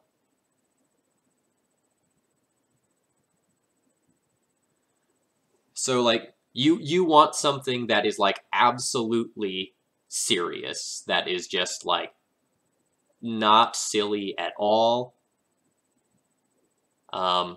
If you're into sort of that like philosophical aspect of anime, and like you were really interested in like that political element of Ghost in the Shell, and you want something else that is sort of equally serious, I could recommend one of my favorite shows. It's called Shiki. It is very, very dark. It's not necessarily in an animation style that's the like most serious. Like there's still some like very traditional anime style to it, but in terms of like the plot and believability, it's very, very good. I would say it is one of like the best vampire things that I have ever seen, and you kind of think you know where this show is going at first, and by the end it has you questioning human existence.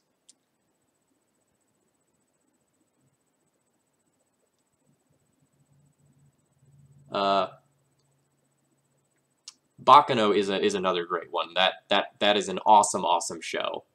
Generally speaking, it's about immortal gangsters on a train. It's not a serious recommendation though. It gets serious at times, but there are some very lighthearted, over-the-top, silly characters.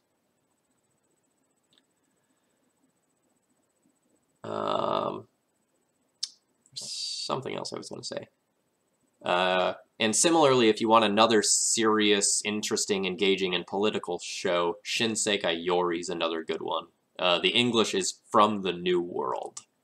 And it's sort of like Harry Potter, but anime. If Harry Potter was also really, really dark, and you weren't sure whether it was a utopia or a dystopia.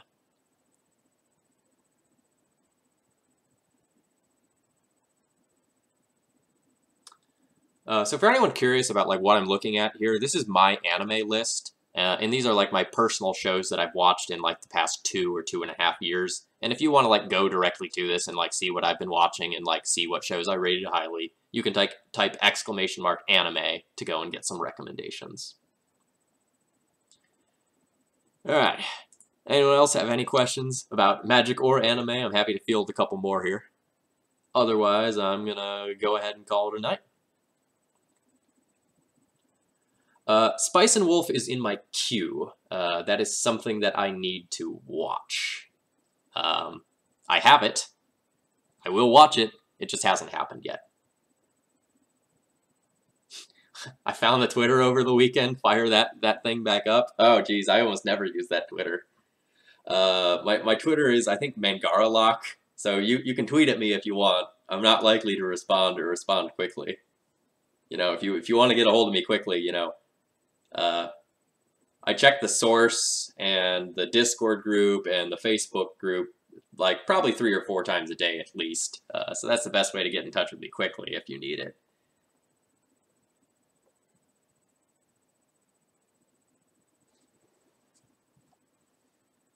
While anyone types out any last comments, I'm going to take a look and see if there's anyone else streaming Legacy that I can host and put you all in.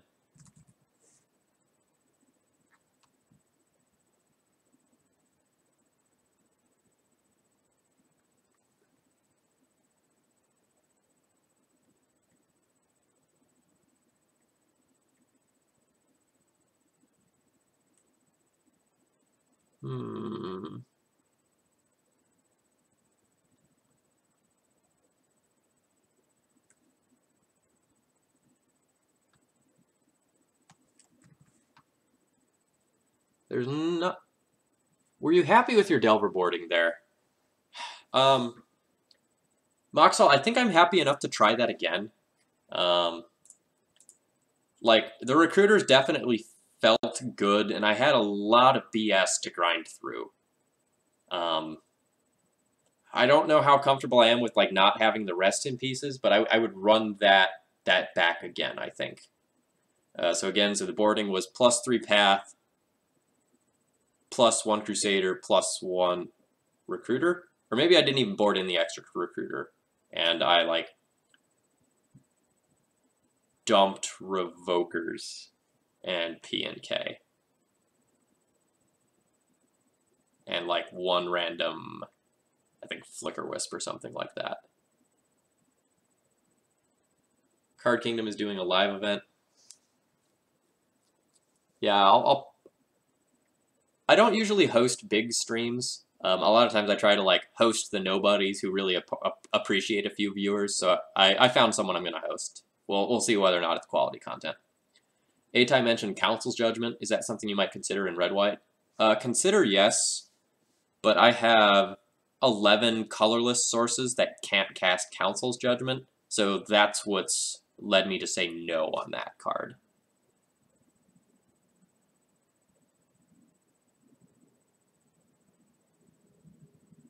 All right, chat, I'm going to go ahead and call it here and then throw you into another person's chat. So good night, folks, and I will see you again on Wednesday.